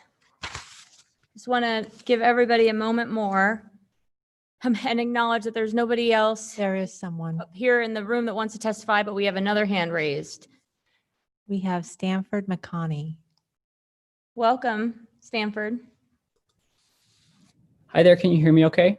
Yes, thanks for joining us. Thank you. The last time I got to address this body was last year when we were discussing climate change and the city's plan for the climate, and it's very disappointing to hear some seemingly older citizens chime in with their archaic views that we should not be funding climate change solutions like the ones that are listed in line item budgets. But I'm not really here to talk about that except to say that we are on track to fail with that goal of being carbon neutral that was much feted last year. And it's very disappointing to see that not much is being done on that in that respect when the science is becoming clearer and clearer every day. But what I'm here to talk about is the police budget. Someone earlier said that defunding the police is hyperbolic. It is not hyperbolic. We should not be funding a force that is criminalizing, harassing, and selectively enforcing laws. If you look outside of the doors of City Council tonight, where there was essentially a Klan rally going on, and that's not a hyperbole either, looking at the massive amount of people who are not wearing masks, and not being cited, not being warned by law enforcement that they should be wearing masks, it's completely inappropriate, and it's indicative of how law enforcement abuses their power in order to maintain it. With regard to mental health and the shifting of budgetary funds to the police department for mental health, this should not be the framework that we are working in, as Lita has just spoken about, but it needs to be done in a community-oriented fashion by healthcare professionals. Cops do not become cops to help people in mental health crisis, and if they did, then they should join the healthcare community. So again, I would just urge that we look at not increasing the funding for the police as a way to start defunding the police. The scholarship is out there for how we do this, how we move down this road. It's a very new and scary moment. But if we are not actively trying to fix and eradicate the white supremacy in our society, which is upheld by the police force, then we are staying in service of white supremacy. And that's simply not acceptable. Thank you. Thank you. There is no one else. All right. With that, let the record reflect there's no one else, and we will close the public hearing. Madam Mayor. Thank you all for joining us remotely. Yes. Thank you. I was just going to say the same thing. Thank you, everyone, for the very heartfelt and good testimony. I think there was a lot tonight that we can look toward as we work on this budget. I'd like to put a motion on the table to begin the discussion and see where it goes. I would move that we forward the FY 2021 budget to the hearing or to the reading calendar beginning on August 18th. And if I get a second, I will explain my motion. Second. We have a motion, a second. Council President? Thank you. So I certainly heard the testimony today that said that we need to move away from funding mental health within our police department. And I don't disagree that we need more mental health capacity in this community. I don't know that I believe it's an either or. As we have moved toward community policing over the last 20 years, the last 17 that I've been on council, we have already done much of that work in terms of figuring out what the balance is in the police department. I looked back at some of our previous budgets, and for most of that time, our public safety budgets together, police and fire, we're in a 53 to 54% range. Over the last 5 years, they've been declining somewhat, and we're now at 50.5% total for the two, including many non-sworn officers in both departments. I looked at some national data about policing and found that Boise is in the bottom third of cost per capita in policing, and we're near the bottom in sworn officers per capita. And yet we've moved toward a community policing model where 2/3 of our officers are focused on community and only 1/3 on patrol and enforcement. It seems to be the right balance as we look at the evidence of our crime rate compared to other places. But in the spirit of there's nothing we can't do better, and in the spirit of the motion that was made at the budget workshop that we expect every department, not just the police department, to come back to us with ways that we can do this better, and especially to address racial oppression, I would submit that we still need more mental health services outside the police department, as well as continuing the road of community policing that we've embarked on over the last 20 years. One of the things that I recognize as a long-term council member is that we don't control the regulatory or policy realm in mental health. We don't control any funding that's specifically for mental health. That's typically the role of the state, in the state of Idaho, the county, and nationally has often been the role of the federal government. Over the last 40 years, we've defunded that. I think it's time that we call that all the partners, as Lita said, let's do this as a partnership. All the partners come together, both private and public, and figure out how we can get more resources into mental health. I absolutely believe that that's an imperative. We've built into this budget, not just holding space within each of the departments, to come back to us with new initiatives, but holding space for ourselves with the contingencies to come back and fund new initiatives as we find them. And I certainly have every intent to do that. Already have some ideas about how to pursue that, both in mental health and housing, and look forward, once this budget is passed, to working with all aspects across the community to find those solutions so that we continue to be the best place in the country to live. Thank you. Thank you. Council President Pro Tem.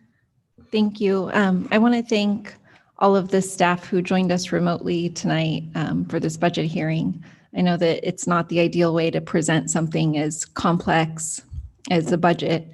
And I just want to comment too that we had a lot of public involvement in this budget, more than in past years, which is fantastic. We received hundreds and hundreds of emails about it and really detailed stuff. And so I just want to point out that while our budget book lacks some of the details that some citizens would like, I think that it also having the truncated budget made it more accessible to more people. So I really appreciated that. In those hundreds of emails that we've been receiving over the past weeks regarding the budget, one of the themes, as everyone knows, is the request that we reallocate funding for the police department. And I just want to point out a couple of things. It was funny because I was out of town kind of that first weekend that the defund the police movement was a thing, and I was completely off the grid. And so I came home and I was like, what is this defund the police? How are we going to do that? And it was such a strong word. And I think that the language really, I mean, at least for me, kind of sent up my guard immediately. But as I started talking to folks and started figuring out what people meant, it wasn't necessarily always, although that's what some people mean, completely reimagining the police. It's how do we use funding that has traditionally been used for policing to do better with our community? And so the question that called into play for me was, well, at what level do we fund our police currently in the city of Boise? What does that look like for us? So I looked at some different cities of the same size, looked at where we kind of stand. And when you look nationally, our police funding is pretty low as a city. It's, about half or less of what we're seeing in a lot of the large cities that are having so many problems with their police department. And so I just wanted to kind of point that out, that it could almost be said that we don't fully fund our police department, and we never really have. And we fund a lot of other things that are the very things that folks are calling for. Really investing in our community. We have a parks system that gives people a place where they can recreate and play, and that leads to community safety. We have after-school programs for our kids, and that leads to community safety. So in a lot of these ways, we're already funding the things that folks are calling for. We really fund housing and homelessness. We're increasing the funding for that all the time. We are a city that has to fund our own public transportation. We're increasing the funding for that all the time. And we're always striving to do better. And we're always striving to look for ways that we can serve our community and make sure that it's safe.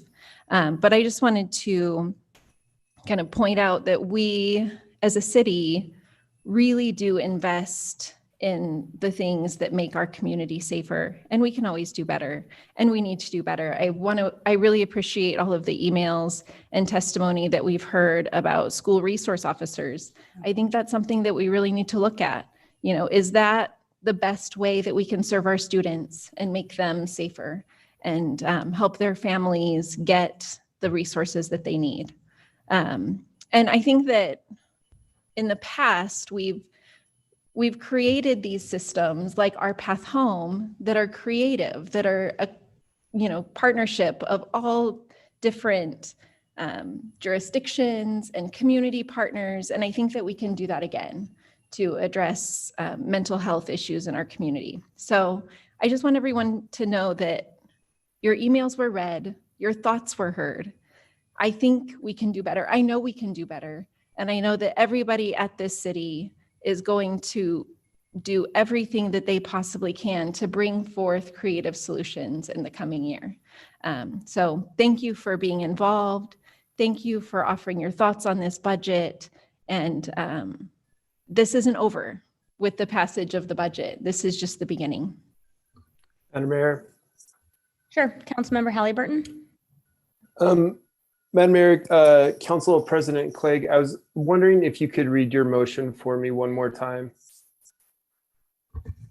Certainly, the motion is to move the budget, the FY 2021 budget as it was presented to us, to the first reading calendar. Madam Mayor, Council President Clegg, thank you for reading that again. I just want to make sure that I'm hearing it. I'm struggling with this budget, and I have anxiety even bringing it up. I'm a new city council member, and I wish this was my second year, and that I knew how the system worked and I knew how to do all this stuff already, but I don't. Like the rest of our council members, I've gotten thousands of emails, thousands of personal emails. I've been meeting with people. I've been hearing conversations that in some cases I've heard before, because I've been having conversations about policing and reallocating funds for a long time.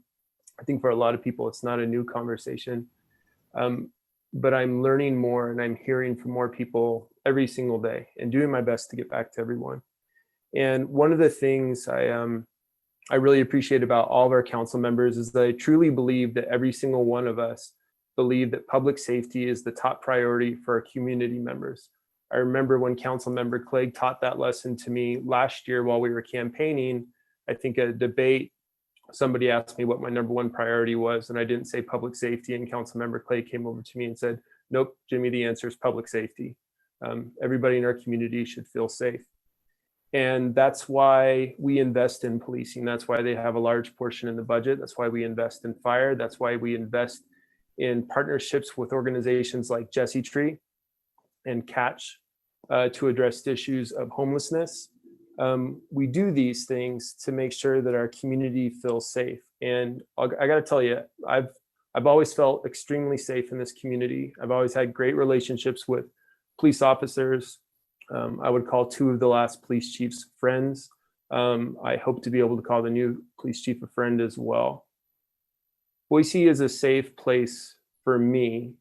The police department has provided me with a lot of safety, and I've seen them provide safety for a lot of the refugee families that I work with, a lot of the people at BBP. But people are telling me over and over again that they do not feel safe in this community. People that don't look like me, people who don't have the same levels and layers of privilege that I do. And I can't look back at them and say, well, you should, it's a safe community. If they don't feel safe, then they don't feel safe. And I hear what people like Lita are saying when she says these behavioral health response teams aren't the answer. If you don't feel safe calling the police department in the first place, that behavioral health response team isn't necessarily who you're going to be reaching out to. I think that is a both and. I think our behavioral health response teams are something that we should be invested in, but I don't think that makes all of our community members feel safe. And I think that we do have a responsibility. I was really excited in January when we started talking about this budget, January and February, because we had talked about having budget town halls.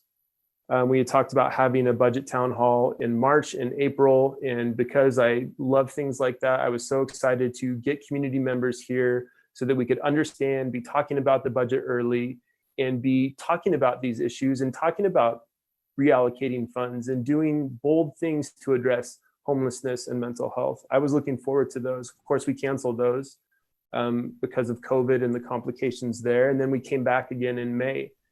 And we had talked about having a virtual town hall and a telephone town hall. We weren't able to put those things together either. And so while, yes, we've had more people reach out about the budget probably than ever before in our history, and yes, I've been having conversations with so many people via email, via social media, in person, virtually, you name it, we have not created a great opportunity to have this discussion with the community. In fact, the only people who did create that discussion was Inclusive Idaho, put together a town hall forum for us to meet and talk, and not all of our council members could be there.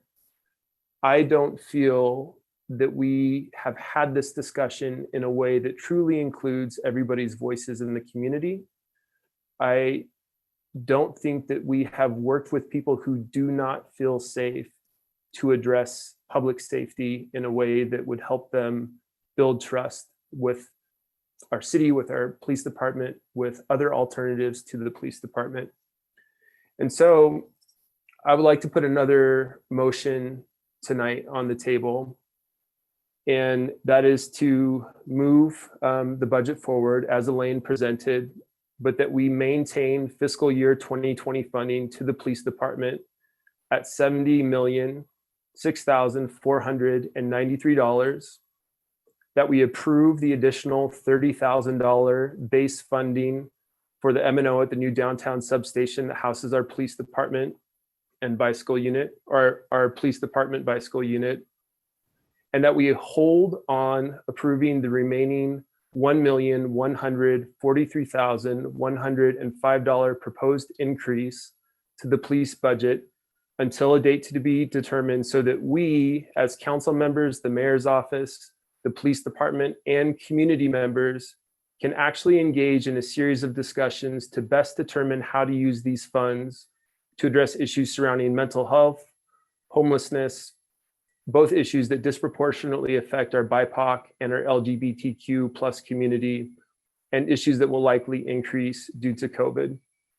And that increasing funding related to these specific issues not be limited to the remaining $1,143,105 stated above, and that additional funding within the approved police department be evaluated internally to address issues of mental health and homelessness.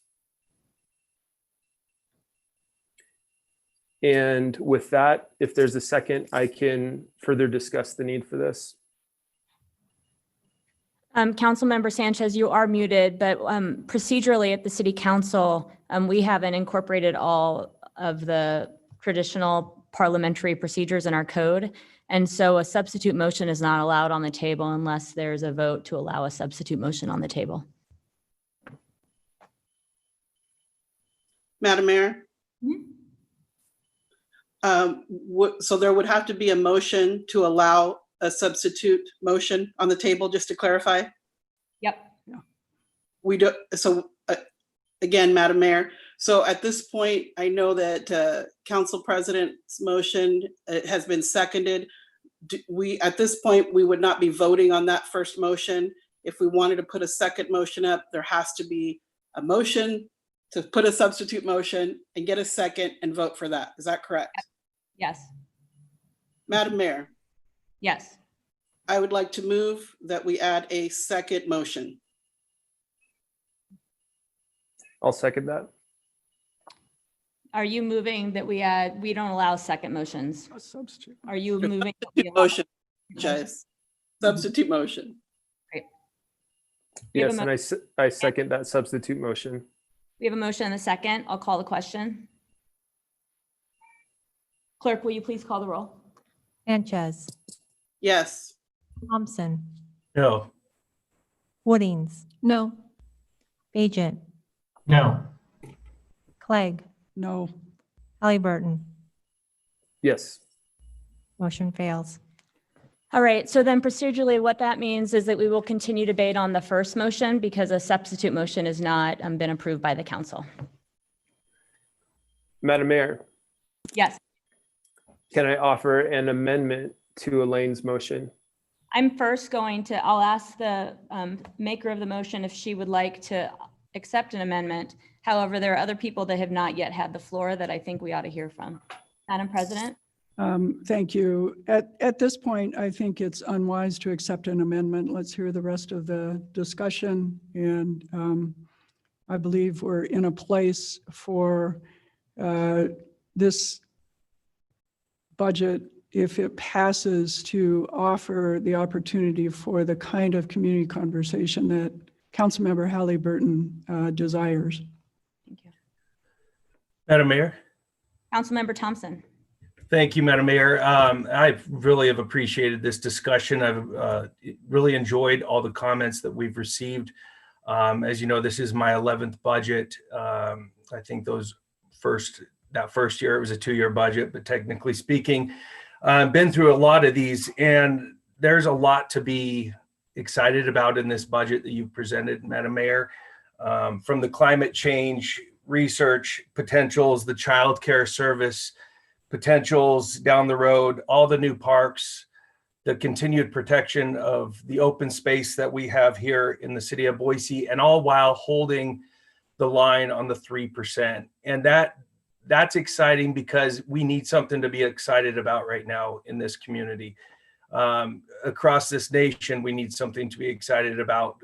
We all know 2020, we faced more challenges already in most of our lives, certainly mine, than I've ever seen before. And we see it down to the local level.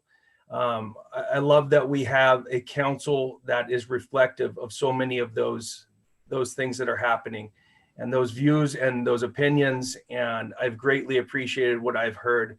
I believe that in the 11 years almost that I've been on council, I've seen dramatic improvements in our own policing to that subject specifically, and community policing specifically. As we know, the back of the envelope here, but Eric, I believe the budget for the police overall is just over 12% of the entire budget that takes into effect the other expenditures like the airport. But to the point that Council President Pro Tem Whitting's made, it's still lagging far behind in so many ways. I've watched, and I do appreciate the comments as well from former Mayor Brent Coles, who has consistently struck on the point that we continue to need more officers, I would hope, in areas such as community policing, such as behavioral and mental health, which I do think is extremely important, not just in the police department, but outside. And as I've noted on many occasions, I strongly support continuing to increase funding and support outside of the police department in those areas. I'm proud of the work that the city of Boise has done to date when we have an unfortunate situation with a state that doesn't invest much into these types of social services and have left us at the helm. And it has taken community partnerships. I credit many on this council, especially Council President Clegg, who has played a major role in some of those programs like the Detox Center. And we can continue to invest in those areas and look at ways to improve. I don't think that right now taking a cut of those officers that I believe that our community drastically needs is the right approach at this time. But I believe it's part of a larger conversation that I'm going to support 100% going forward. Times have changed. I know at least the conversation has changed, not times, but the conversation, and that's a good thing. And I look forward to being a part of that, learning from that, and doing all I can to help invoke change in a positive way. But I do support the budget as it is stated and look forward to those conversations to change going forward. Thank you. Thank you, Council Member. Anyone else? All right, it looks like no, but before we take a vote, I just want to say thank you to our staff. I've said this before, but because this is the final vote, I want to thank staff for the work that you did to help us come up with a way that we can make strategic investments in the future, continue to provide the services that we must, meet the need that the community demands of us during COVID, as well as creating space, especially Chief Lee, thank you in the last, you've been with us 20 days, to come up with a way to build out mental health support teams within the police department, and setting us up for longer term conversations about what we do parallel to that in the community with other partners, all while making it possible to take 0% base increase this year. And so with that, just a big bunch of thanks to our staff, to council that worked with us, and to the public that has engaged, called in tonight over the weeks and months that we've all been home, has engaged with us in different ways, and truly appreciate that, as well as those of you who joined us this evening, willing to mask and to stay physically distanced. Thanks so much. Madam Mayor? Yes. If I could make one additional comment, I'd like to. Council President Pro Tem Woodings brought up the issue of school resource officers. And I too would like to thank everyone who has contacted us about this budget, especially about the parts of the budget that are impacting community safety. And I would like to note that part of this budget includes finding an additional 1.8 million in savings, and much of that is targeted at how we continue to go forward with school resource officers. So one of the things that I've been thinking over the last couple of days is, as we heard that perhaps there's some reform or some change in how we deliver that service, that we have a tremendous opportunity to also look at another relatively large piece of funding that's currently going toward policing that we might use in a different way and still have as good or maybe better impact. And so I really am looking forward to moving this budget forward so we can begin those conversations. And the reason that I was unwilling to take an amendment is because I believe our best day at this point is to begin those conversations. I believe passing this budget will get us to a point where we can do that. Madam Mayor. Thank you. Yes. Councilmember Halliburton here again. Couple things. One, I do want to acknowledge the work of the staff in putting together this budget, how difficult it is this year with COVID, with everything else, with stuff going on at the State House. And I have so much respect for all of the hard work that was put into this by the mayor's office, council members, and the city staff. And I don't want that to be negated. I am concerned about our ability to have conversations going forward with our community who may feel at this point that they have not had a real conversation or a real discussion. I want to make it clear to council members that my ask is to not remove funding from the police department. It's to hold off on approving the increase of funding until we've had a conversation with community members, with religious leaders, with nonprofits, with members of our BIPOC community, members of our LGBTQ plus community, to really figure out how we can best use these funds, how we can explore a way to move forward. And I appreciate Council Member Clegg's commitment to doing that regardless of whether or not an amendment gets added. We have the ability, I think, to build trust in a way that I fear that we will lose if we don't give a chance for our community members to have this conversation right now. I feel like this is what our community members are asking, and I will not be able to approve the motion unless we create an opportunity for our community members to speak and help us explore ways to use these funds in a way that we haven't been able to with all of our budget town halls canceled this year. All right, thank you. Clerk, will you please call the roll? Sanchez. No. Thompson. Yes. Woodings. Yes. Bajent. Yes. Clegg. Yes. Halliburton. No. Motion passes. Thank you. Thank you all. We just covered the budget. Next up, we are moving into our final item tonight, and that is Resolution 29120, the foregone property tax resolution. Eric, do you have, okay, great. Yeah, thank you.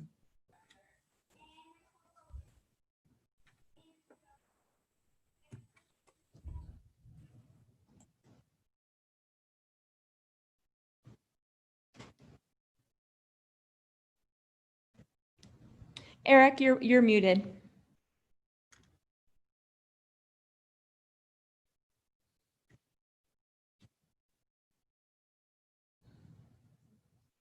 I don't think he's frozen. There he is. There he goes. Madam Mayor, can you hear me now? Yeah. My apologies. For a moment you were frozen, except I could see your eyes moving. So like, Thank you very much, Madam Mayor, members of the council. The last topic we have for these public hearings is the foregone property taxes. Just provide a brief overview. As part of the fiscal year 21 budget, as mentioned in the prior discussion, the mayor and the city council opted to take a 0% increase. It's notable that was the first time in over 20 years that the mayor and the council have come together to do a 0% increase. The amount that otherwise could have been built into the budget for property taxes equals approximately $4.8 million. We call that the foregone amount. The resolution that is up for city council consideration right now would be to preserve the ability for future city councils to collect that 4.8 million as foregone. It is not necessarily any guarantee or commitment that future councils would accept that or would take that foregone revenue. So the language included in the resolution before you today includes intent language that would signal an intent to delay recovering any of that foregone property tax revenue until the economy for the state of Idaho is no longer in recession, as determined by typical economic measures, and also no sooner than fiscal year 2023. And then second to that, absent any emergency, the intent is to recover no more than 1/3 of that 3% foregone balance in any one fiscal year. With that, I'd be happy to stand for any questions before the public hearing portion of this topic. any questions? All right, we'll move into the public hearing portion of this. Are you here to testify? Nope, just here to listen. Well, welcome. Thanks for joining us. All right, we'll move to the virtual forum. We do have Erica Schofield. Oh, yes. Erica, Ms. Schofield, welcome Hello. back. We good? Yep, we can hear you. Okay. Erica Schofield, 7363 West Limelight Court, Boise, 83714. I respectfully request the council not reserve any foregone amount associated with the 2021 budget. You say your intention is to help address the rising cost of living for all. If true, it needs to be permanent. Because if this revenue is taken back later, it's highly likely that this will be assessed against an even higher property value, as the demands for people moving here are not decreasing, and the Compass data shows that. This will continue to drive property values up. This will make it even more financially painful for those who are already at the breaking point than if you took that amount now. If you reserve a foregone amount and take it back later, this makes your intention temporary and essentially meaningless. Not increasing the budget and not clawing back taxes later can stimulate economic recovery now and sustain it, as it keeps more dollars in the pockets of the majority of the people who will go out and spend it, most likely locally. Americans like to consume, they like to spend, help them do this. And if this pandemic results in a permanent change with more people working from home, coupled with human nature's tendency to want to be social, this can result in even more people going out more often and spending on services and products, simply to get out of the house where too much of one's life may be taking place. The fiscal multiplier of not retroactively clawing money back from the taxpayers may actually be far more powerful than clawing it back, as economics usually show that each dollar is respent again and again and again, and often locally. This could be far more economically valuable in the long run to help the small businesses and people employed, while also generating sales tax revenue for the city. So I ask that the finance department, I imagine that they can do this, they can run these type of financial scenarios and test the difference between taking that money back versus if it's dispersed into the economy. I'm not sure, I don't think that's a Monte Carlo analysis, but I know those kinds of tools exist. And that would give the council the ability to factually evaluate the trade-offs of this choice. Without that, you don't really know if it's a better choice or not. So please choose to make your words and intention matter both now and for the future by not reserving this foregone amount, or at least waiting until you actually have data to make a proper analysis. Thank you. Thank you. Are there others' hands raised? No, I don't see anyone. All right. Will the record reflect that no other hands are raised virtually? Nobody here in person wishes to testify. So with that, we'll close the public hearing. Madam Mayor. Yes. Thank you. I would move that we adopt Resolution 29120, a resolution reserving the right for future recovery of foregone tax revenue from the 2021 fiscal year in the amount of $4,776,010 and providing an effective date. Second. We have a motion and a second. Madam Mayor. Discussion? Yes, of course. Yes, if I could. Typically, if foregone revenues are reserved, that's all that happens. The City Council simply reserves the right to take that money in a future year. I felt it was particularly important this year to recognize that we are in a very tough time. And so I requested that we add the sideboards to this that include not taking this money if we are still in recession, not taking it at least until 2023 if we choose to, and not taking more than a third of it at a time or 1% of the 3% at a time. I would note that nothing in this motion forces us or compels us or offers intent that we will take the foregone. It simply reserves the right to do so should the conditions prove such that that would be a wise decision. I would agree with our commenter that having a full analysis of the impact would be important when we make that decision. I'd also note something that I think a lot of people don't take into account when they believe that taking a 3% increase in the budget at the city is a tax increase, and yet when the state automatically receives an increase in their budget because income goes up, that's not looked as a tax increase.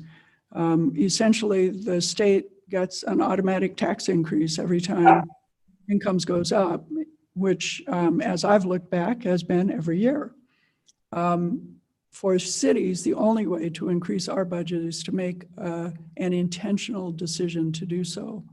As we've seen this year, that decision can be very intentional, and I believe going forward should be, but not reserving this right when we have a budget cap and do not have the unintentional increase that the state enjoys, puts us in a precarious position potentially at some point in the future. So that's why I believe this motion is so important.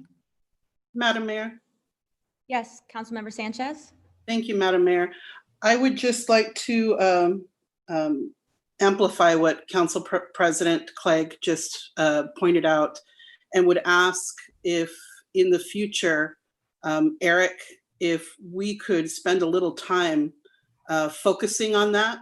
I think these issues are so confusing for folks. And I think if we could help educate them a little bit on the reality of what it means that we didn't, that we're doing our part, and how the state has not done their part to provide that relief. So I appreciate Council President pointing that out, but would like to see us embrace the opportunity if we can in future presentations to educate the public more about that. Thank you. Madam Mayor, Yes. I just want to also support what Council President Clegg said about not being, this doesn't require us in any way to take our foregone. However, I just want to point out that just like with any business, just like with any family, the city's expenses increase every year also. I don't know how much everyone else has been spending on groceries in the past few months, but like I didn't used to spend that much at Winco and I bought the same stuff. And so I know that people are, feeling it, especially during the recession, but with the recognition that things are just more expensive. It's more expensive to maintain our parks. It's more expensive to buy fertilizer. It's more expensive to buy gas and vehicles and all of the various things that it takes to run our city in the way that our citizens have come to expect.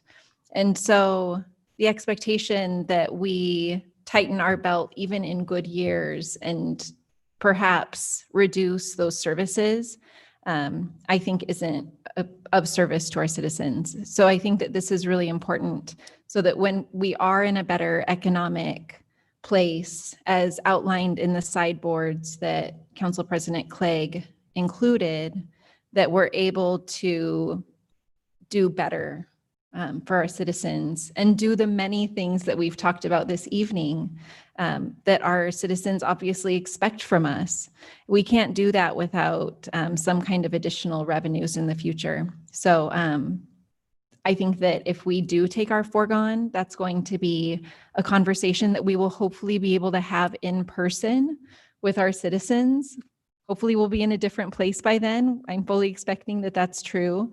And that case will have to be made in order for us to do that. So I thank everyone for being thoughtful about this.